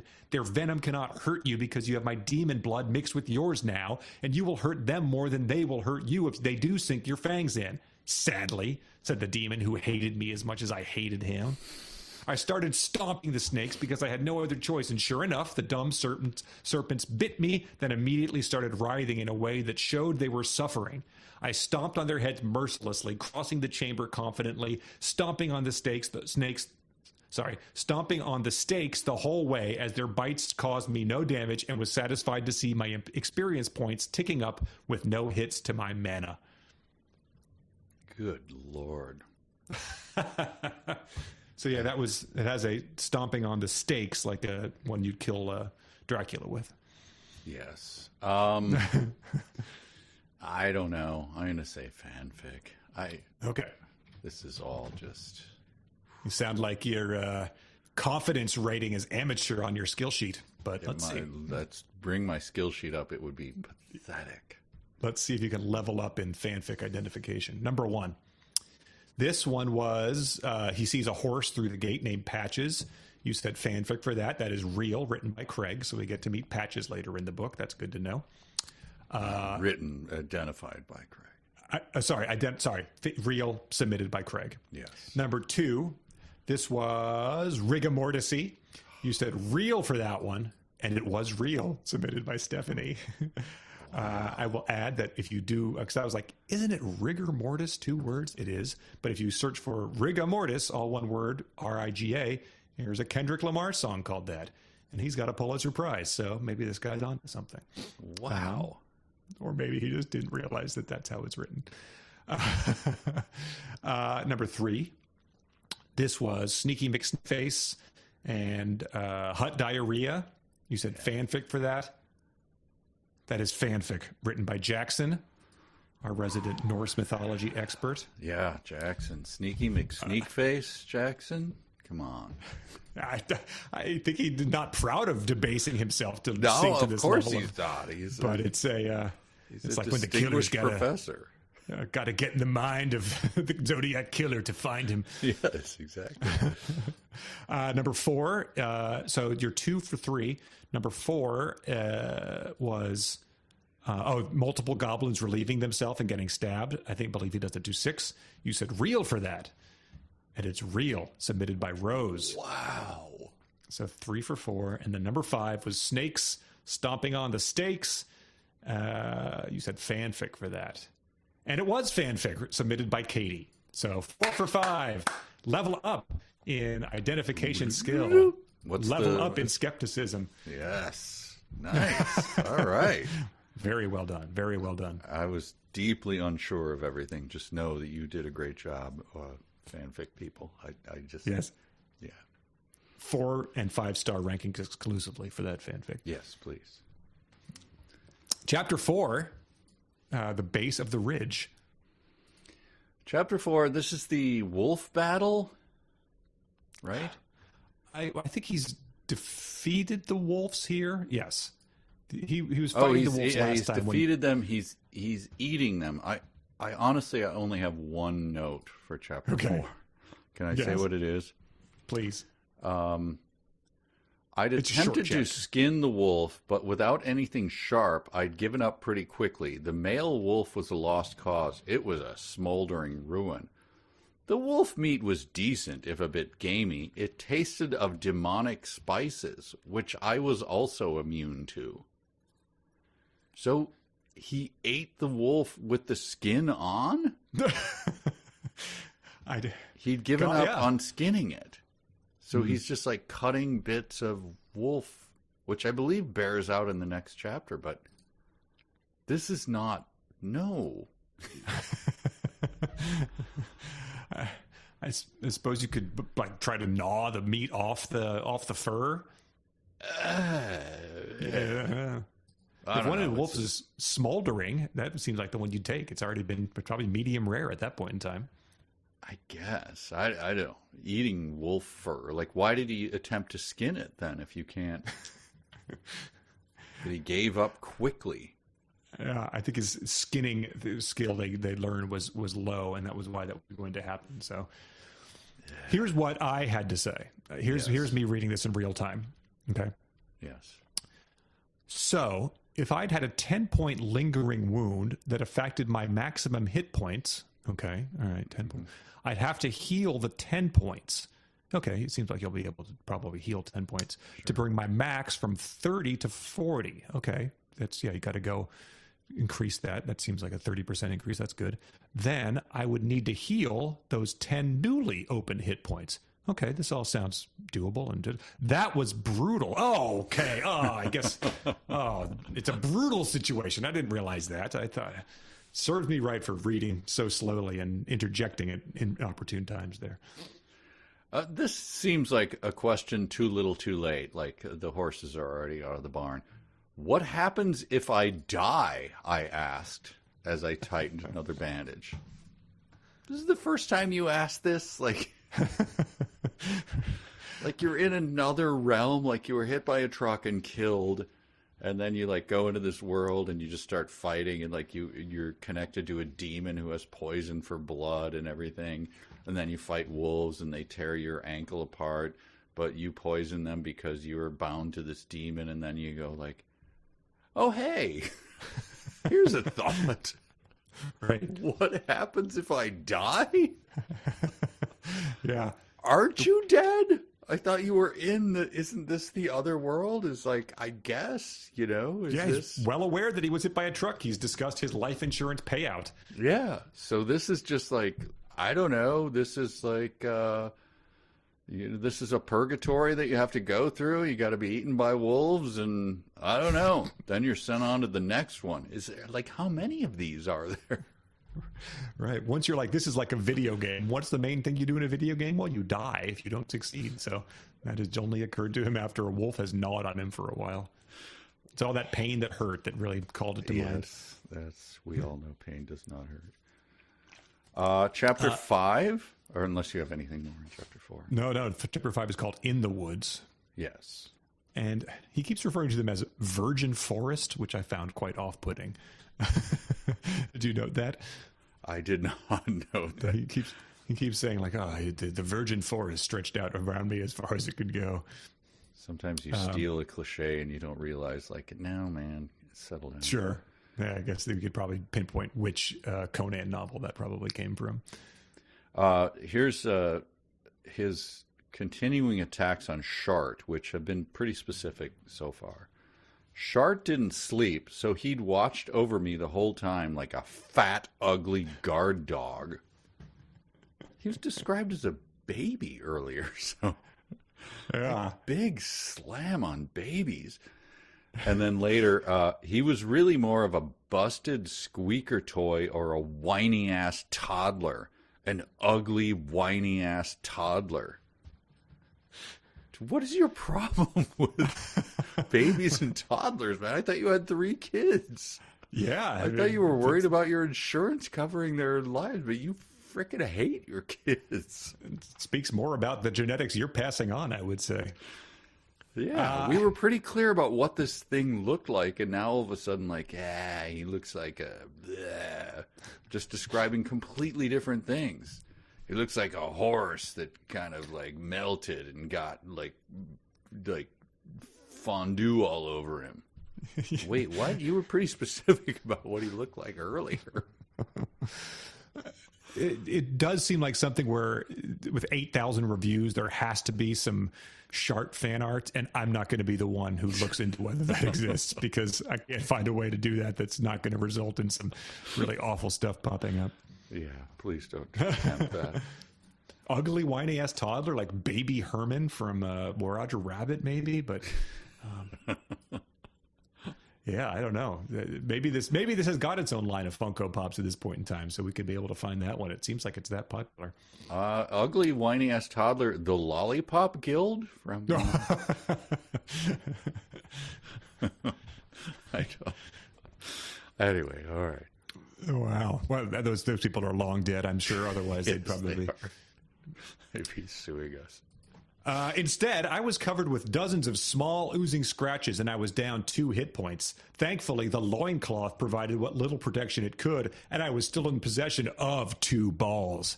So, James Tice, all is forgiven, my friend. Come back. Yes. Come back and weave your fantasy tapestries for us. 2 balls. I did note that I don't think you're supposed to use 2 as a Arabic number. I think you're supposed to spell out 2 there. But sure, unless you're the rapper 2 Chainz, I think. Yes. He was granted an exemption by the Chicago Manual of Style. Then the wolf comes, right?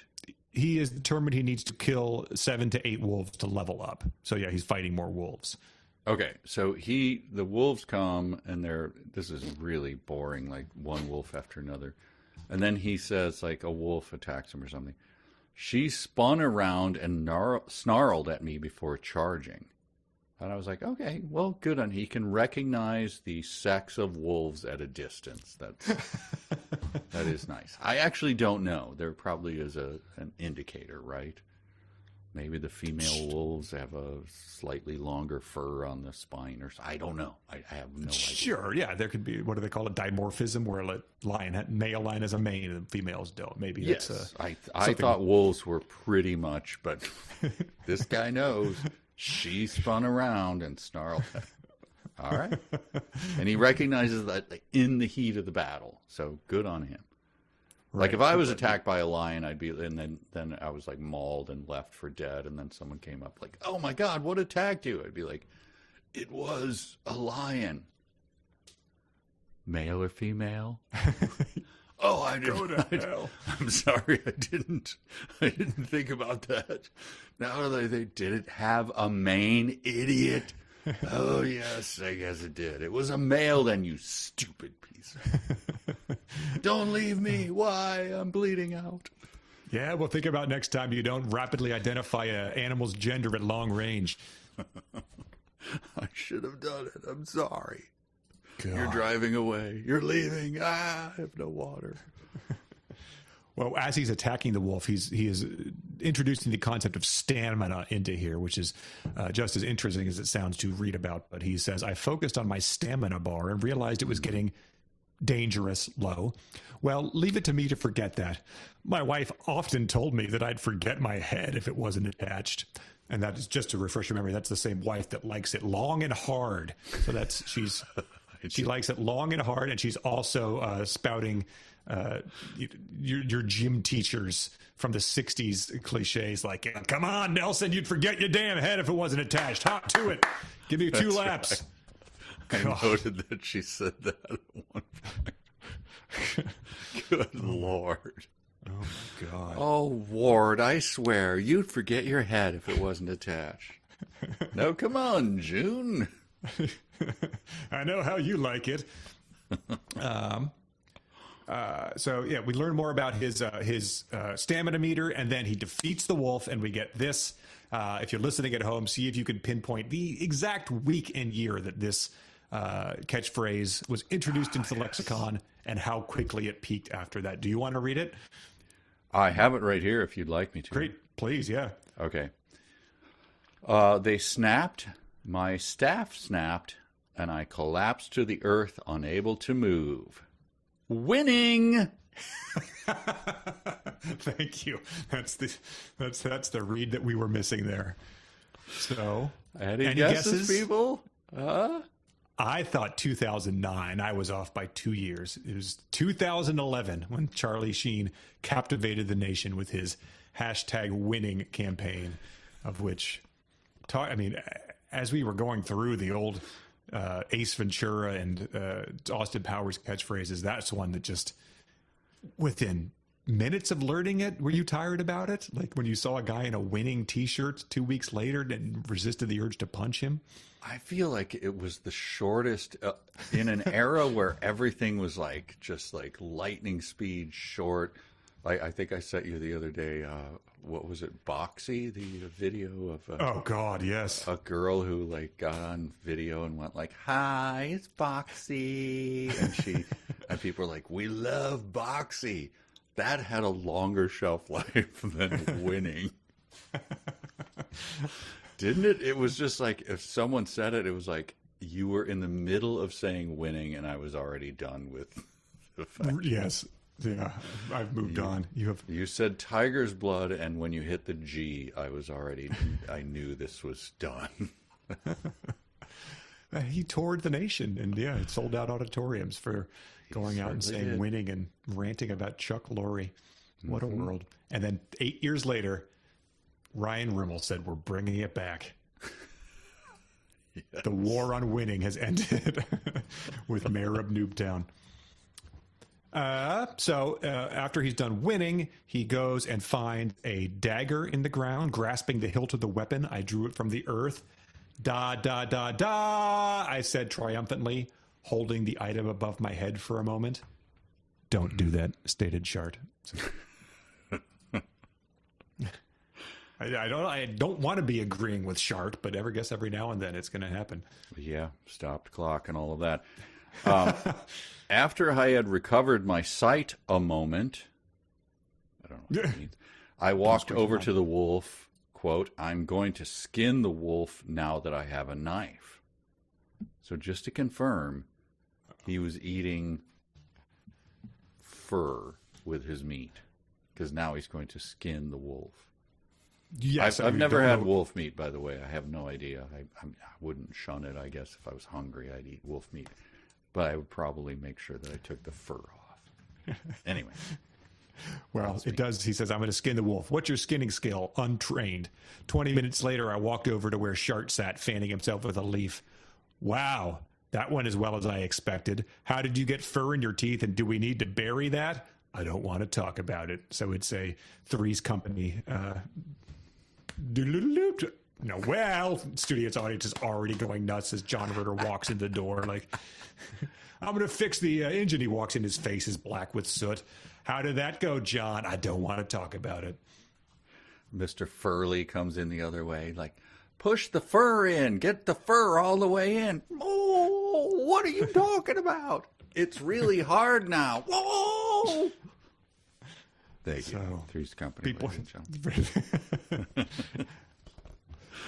so people just are delighted. 4 stars. Then they're like, then I read the fur and the teeth smash gut. That's upping it to 5 for me. Honey, Where are your standards, people?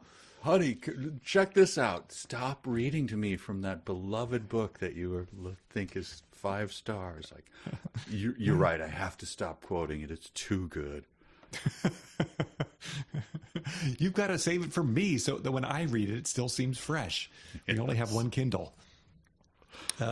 Chapter 6 starts. I'm pointing out that these stat sheets are now going on to a second page as they go, so who knows how long those are going to be happening. We got a new description of Shart, which is a constipated baby monkey. Yep. So if we just assemble all of these and then draw the same thing happening, it's going to be like a police sketch drawn by 12 different people, all of whom were on LSD or something. And just sometimes you don't want to read it just because you don't want to give it credit. But of course, yeah, you have to. This is our job, I guess. I began creeping through the woods carefully, like a creeping thing. He does not let that go. He keeps going. Apparently, I was still untrained in metaphor skill. God damn it. I know. I hate it so much. How about this one? I'll add this one on. We quietly stalked it for well over 2 skill points, miles, until we got much closer. Yeah. I had to pick which one of those I was going to read because they're right on each other's heels, and I skipped over the 4R to the audiobook narrator, which many people are talking about, they say he does a decent job of what he's given. So I'd be curious how that one translates. Decent job. Here's I think this is Kleinian. There was also the sound of feet in the grass behind me. I turned just in time to see what could only be described as a goblin charging me with a club.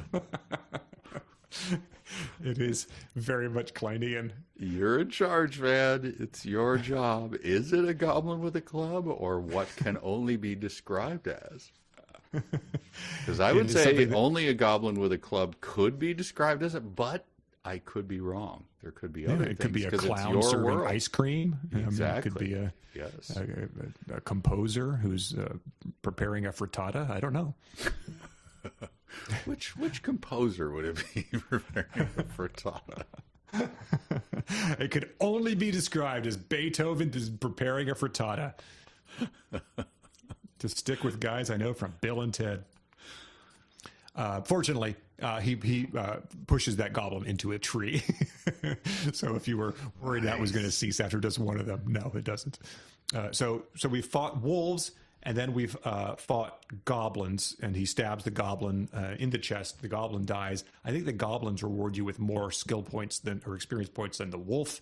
And it turns out that the wolf was the goblin's dog. So these are the two types of creatures we've encountered so far.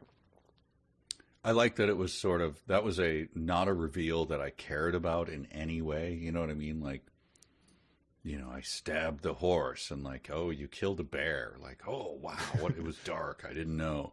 This was just like, yeah, it was the goblin's dog. So it's very similar. I can see how you'd get mixed up.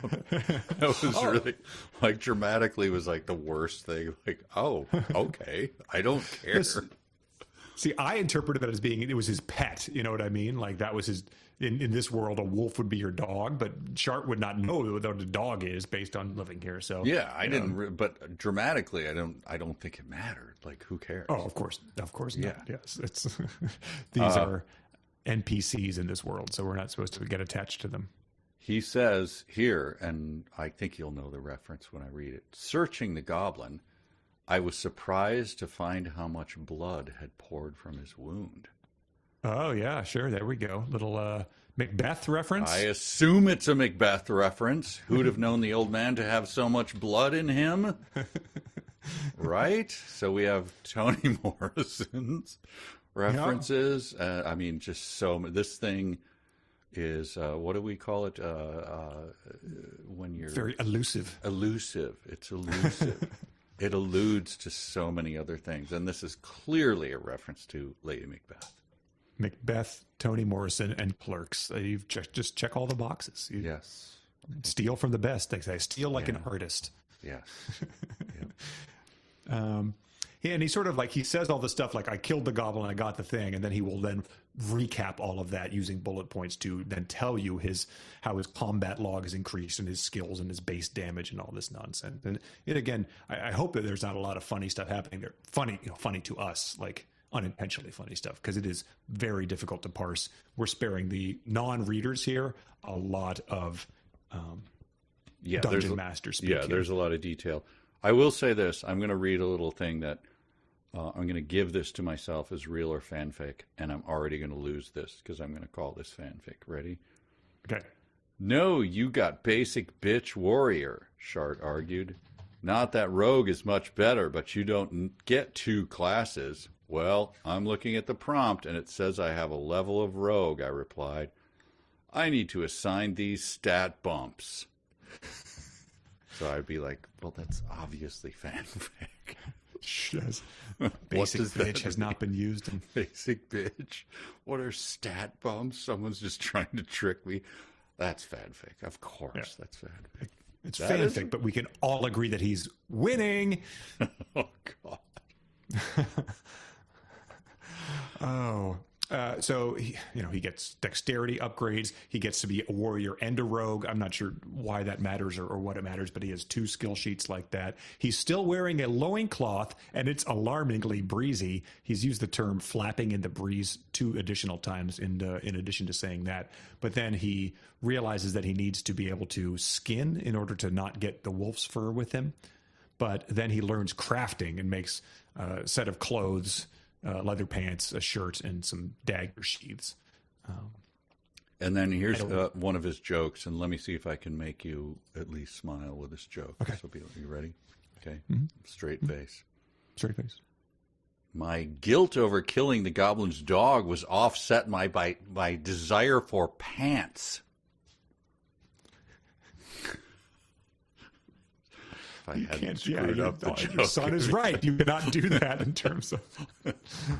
You just stare them down and wait for them to... I'd like to imagine that's how this guy did that at his author talks, just doing that, but without having any awareness of who Norm Macdonald was or why that's funny. I mean, I would rate it 4 stars to get out of there if he just kept reading things and staring at me. All right, so his guilt. So he was guilty over killing the goblin's dog, which he had mistaken for a wolf, but was wearing a loincloth, so he wanted pants. All right, just bringing you up to speed on where. All right, let's wrap this thing up. Come on. Yeah, it's a fantasy realm, so you can just let your imagination run wild. And his imagination has been he killed a dog and made it into pants. So that's just, when you think about hard sci-fi, that just, yes. I could never come up with stuff. It's like, where do you get your ideas? Huh? You can do literally anything. Literally anything. What is your wildest dream? Killed a dog and made pants out of it. Coincidentally, my neighbor's dog has been breaking into my shed and digging holes in my... Oh, okay. Maybe there's some connection there. No, I don't see what you're talking about. I don't know what you mean. There was one time when someone I know asked, they met a relative of someone, and they were like, "Oh, you went to the zoo. What was your favorite thing they saw?" And the person was like, "A duck." It's like, okay, well, wait, I just met you. I don't think we're gonna get along. That's that can't be true, right? All right. So they are heading towards the town still that was described as being just over there. And I have my last paragraph from this chapter, chapter 6. Dude, go on. I could smell both Shart and myself. One of us badly needed a bath. Not both? Okay. I'm certain Shart still smelled like my pee. This was almost like a low-level superpower. I was quite pleased overall. If only I could find a puddle to throw the stinky demon into. That's right there on the page. A copy. Bravo. Literature. 5 That's the stars. thing about Kindles is you can't throw the Kindle unless you want to be shelling out $75 every time you get frustrated with a Shart smelling like pee. Throw the stinky demon into. Why is he stinking? Because of his pee. Okay. Probably going to break the record for most sentences that have never been said before during the recording of these episodes, I would guess. All right, final chapter. Yeah. Chapter final 7. chapter. He makes it to Noobtown. When are they going to get to Noobtown? He makes it to the village. He says on the way, so character sheets are now taking up a page and a half. Mm-hmm. He says, the final leg of the walk had taken 2 hours. I'd drawn both my daggers like a badass twice until Shart made it clear that I looked like an idiot. I don't know. It's just the level of difference between this and Andy Weir and Ernest Cline isn't as much as you would think it would be, No. You could see a first draft of Artemis or that looking closer to this, drawing your knives like badass than it would be to, than those books would be to a good book. My question, by the way, I again never played an RPG game. Do you hike for 2 hours in a game? Does everyone just sit there while you kind of hike for 2 hours? I mean, there's a guy who has a channel where it's called like Walk the Map, and he'll just see how long it takes him to walk from one end of the realm to the other. Okay. So you can do that. Most introduced a fast travel mechanic, be that like a horse or a portal or something like that, or a tower you can climb and then be like, I want to be in the water realm now. But okay. I suppose that walking for 2 hours might be just considered padding a bit, probably. Okay, so someone would say you walked for 2 hours. And, all right. Walking 2 hours is probably high, I would guess. That's probably the sort of thing the game kind of long. Then I'd return to whittling. So far, I'd made a bad cat, a bad dog, and a wolf's head medallion that looked less crappy. So he was whittling while he hiked, actually, the 2 hours. That might be the reason they're turning out so crappy. That could be it. I would like to make the... It is tough to whittle with I assume it's sharp, and I assume your wood is... But yeah, he's killing goblins with it. You've hiked. You're a hiker, right? I've hiked. When you hike 2 hours, it's like you're going up and you're going down. You're going over rocks. Like holding a sharp knife and whittling. Yeah, for 2 hours. That's tough. Hobo Arts 101. Don't hike while whittling. There you go. All the other hobo laws concern mulligan stew, so that's not I'm glad they put in one about whittling. And reading the chalk marks on people. He'll give you some hobo stew, but then he'll make you work, and then you'll move on. Have you tracked down a can of hobo stew yet? That was an obsession for a little while. Oh no! I by the way, I have your magnets to send you with a character of hobo stew. It's like a refrigerator magnet. And I keep forgetting to mail it to I'll just come get it at this point in time. Yes, I'll see you before you get it. Shart tells him he needs to go to the town hall and activate the lectern in order to become mayor of Noobtown. And then he says that there are a bunch of goblins populating this village. And he says mostly in video games, there'll be a newbie town where you have to go to when you wake up and that nothing's really going to try to hurt you, but that's sort of how you get started. But this is overrun with goblins who are hanging out outside. He assumes because the chimney must be clogged, so they started a fire outside. Or maybe they just liked the outdoors. It was nice out. So it's good that he's sort of surmising why goblins might be having a fire. And he's at the lectern, but what is this? This is climbing to about 10% of the book right now. Here we go. My target had decided to be a proper young goblin and relieve himself somewhere downwind of their makeshift campsite.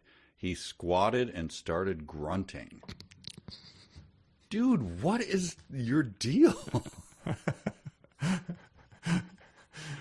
You have a problem. Is this like, remember when Luther would send Martin Luther would send letters to people? It'd be all about his bowels. Like, relax, really? Man. Yes. Famously, like, stop it. Or James Joyce doing farting love letters to the ladies too. Yeah, or Mozart. Like, I want to pee on you. Like, stop it, man. What are you talking about? Tied into a grand tradition then. I guess so. So he starts grunting. He stabs him. I doubled back to my original course to the town hall, leaving the body there in a pile of its own shit. I was a badass, and those stupid goblins should fear me. So that second sentence is something I can very much imagine Wade Watts saying. So there you go. Then he finds the town hall into the lectern and has to kill the remaining goblins before they will get him. And the goblins are coming into the town hall, so he jumps up on top of the door frame before hiding in the shadows. I imagined I looked like something of a Dark Knight.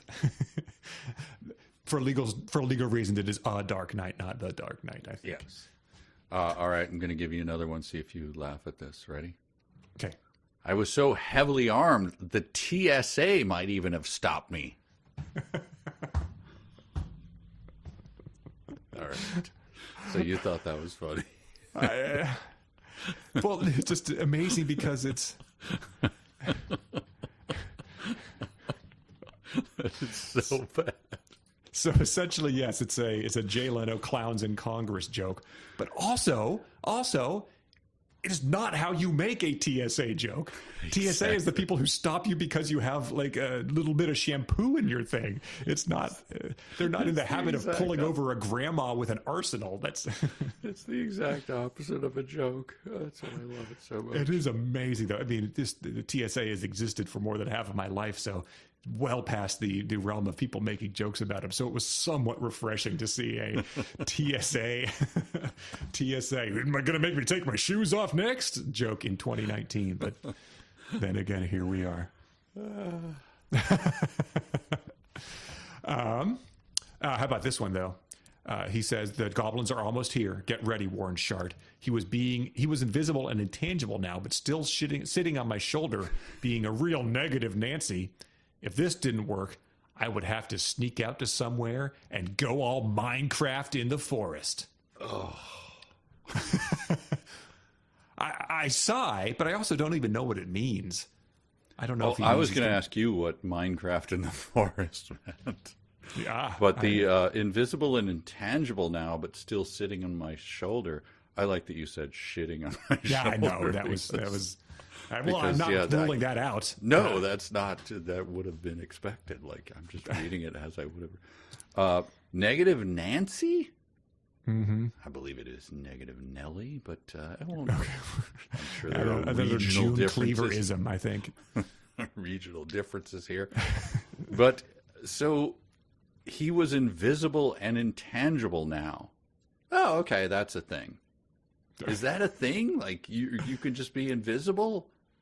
What is intangible? Like, I can't even... So how did he know he was still sitting on his shoulder if he's intangible? He said something earlier about, like, Shark disappeared, but there was still an outline or something like that. And I think it's another one of those, you know, in a video game when you're invisible to the orcs, but you could still see a little translucent out. That's what it was like. You could see the ghost version of yourself. Yeah. Okay.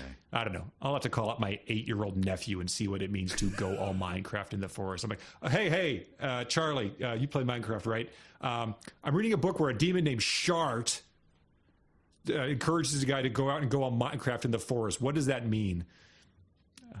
And what do you mean your parents say I can't talk to you anymore? The nephew going, like, I'm playing right now, Uncle. What do you, like, Shart? Yes. Yeah. What does it mean to go on Minecraft, though? If I have to explain it to you, you're too stupid to even understand. I got to hang up now. I'm with we're raiding a castle.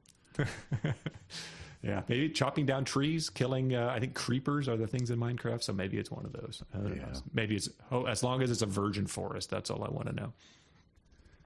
All right, so this is another joke from him, and then I think it might be my last note. I'm not going to read it. I'm not going to try to make you laugh with this. Oh, damn it. Well, maybe I will. Sure. All right. Well, all right. I think he's like talking about the goblins are charging up and they're all like lighting on fire or whatever. Yeah, a magic fence, I think. Some sort of barrier.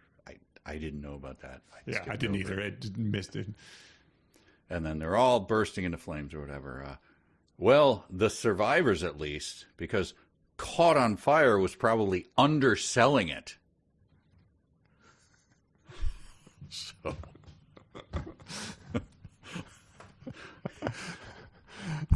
his jokes, I hate them so much that you have to stop and go like, because otherwise if you just go over and like, God, that is just horrible. People go, well, he's joking. He's just kidding. Right. Like, yeah, exactly. Okay. Yeah, it's this is sort of writing that makes you feel worse about yourself, you know, because it's like, well, I spend my days trying to make jokes. Yes, exactly. Do any of them come across like this? Now I have imposter syndrome just because I've read this guy's dog shit. Like, it makes you just, it's not a good situation to be in, being like, well, I bet there's someone who doesn't like my jokes. Do they land the same way for that person? Like, right. God. Yeah, you have a friend who's like, I don't know, it sounds like something you might write. Like, right. Well, the whole reason we're here is because Lauren's sister was like, you might like whatever I can't remember the name of it right now, but that same book, the best-selling Amazon. The other lit RPG. the one that's Yes. even more, that is like New York Times front page, like Dungeon Crawler Carl. There we yes, go. Yeah, So, whole series. You of all people might like this one, Connor. I can see you liking this. You have to just next time, it's pretty good, I guess. Yeah. Next time you meet someone who, you don't know that well, but they are striking up a conversation, ask if you've read anything good, just legitimately recommend Mayor of Noobtown. And just said, I don't want to get too much into it. I think you'd really like it. And then see what they say the next time that they see you. Just, I guess you're setting yourself up for being like whacked in the head with a blackjack when you're least expecting it, going about your day. But maybe who knows? Or you get that whole thing where they do the, I read that, you remember last time I saw you, you recommended Mayor of Noobtown? Yeah, I remember that. I read it. And then they wait for you to react and then just do the whole thing that I love, just freeze them out and go, great. And then you have a standoff where they're like, no, I wanted you to say why it was good, and then I would tell you how much I hate you. Like, no, I'm not giving you that. You read it. I made you read it. So long, buddy. Damn it. You win this time, Nelson. Oh. How could we alienate our friends and loved ones, make them come along this journey with us? I'm glad that's where our minds go. My mind also goes to the dumb sentences, which it's time for. Dumb, dumb, dumb, dumb, dumb sentence of the week. Okay, these are the dumb sentences of the week, again, submitted by mostly our beloved Patreon jackals. Go check out patreon.com/372 pages. It's all sorts of great stuff. We'll have to do the mailbag there next week because we obviously don't have enough time because we've been talking noobs for 2.5 hours, Sorry, maybe more. My God. How is it that these books that are, I think our longest episode was Caleb's Dream. I guess there's just more. That had so much more. Yeah, that had like so much more. He built a world there. He had Zoser. Yeah, Zoser. He could fly. Anyway, here are the dumb sentences of the week from these first 7 chapters of Mayor of Noobtown. Mike submitted, I tried to freak out, but for whatever reason, I couldn't get a head of steam built up. Kara submitted, swinging my head around, it remained firmly in place in the corner. I remember that one. Yes. She said his head remained firmly in place in the corner. Anne submitted, she just wrote in about the truck coon. Aaron and Chris both submitted, your mother stinks of elderberries and your uncle's cum. Chris said, it's probably one of the worst sentences I've read in my life. Jacob submitted, apparently I was still untrained in metaphor skill. Scott submitted, so shart it is, I stated. Scott said, I'm an avid and enthusiastic D&D player, and I already hate this book with a passion. Somewhere in chapter 1, I thought to myself, I'm not sure Mike is going to be able to make it through this one. I'm glad he's concerned about you. Well, he's like, Connor's going to be like a... Yeah, you're an avid player. He knows you. Andrew submitted, I'm going to be honest. I stood there for several minutes, playing back memories through my mind. Despite the sudden change, I wasn't worried. And he also hung up onto the I'm going to be honest. It implies there is dishonesty in the narration of the book, which isn't typical unless it's intentionally to hide things for a future twist, which is something I guess this book maybe could do. Mike submitted chapter 1. I don't know how many hours I was asleep, but it was more than a few. Mike just said, we know how sleeping works. Chap submitted, so wearing my loincloth, parentheses, of which one should not ask the origin, and holding my dagger in one hand and replacement stick number 4 in the other, I began to travel toward the village again. Alejandro submitted, you are the worst bitch in a box ever, I said with some confidence, for we came to the real first rise, which was terrible. And he wants to reference a Simpsons joke here. He says, I've never heard the phrase bitch in a box before. Some people may say it. I don't know. Frankly, I don't want to know. It's a phrase we can do without. Skylar submitted, oh, well, here we go. My guilt over killing the goblin's dog was offset by my desire for pants. Will not ever be able to hear that not in your delivery again.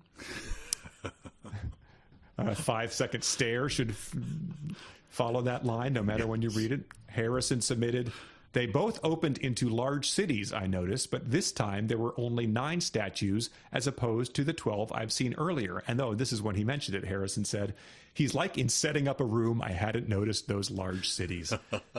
I had to look up how many times he noticed something. 55 times in the book. I would have said 55.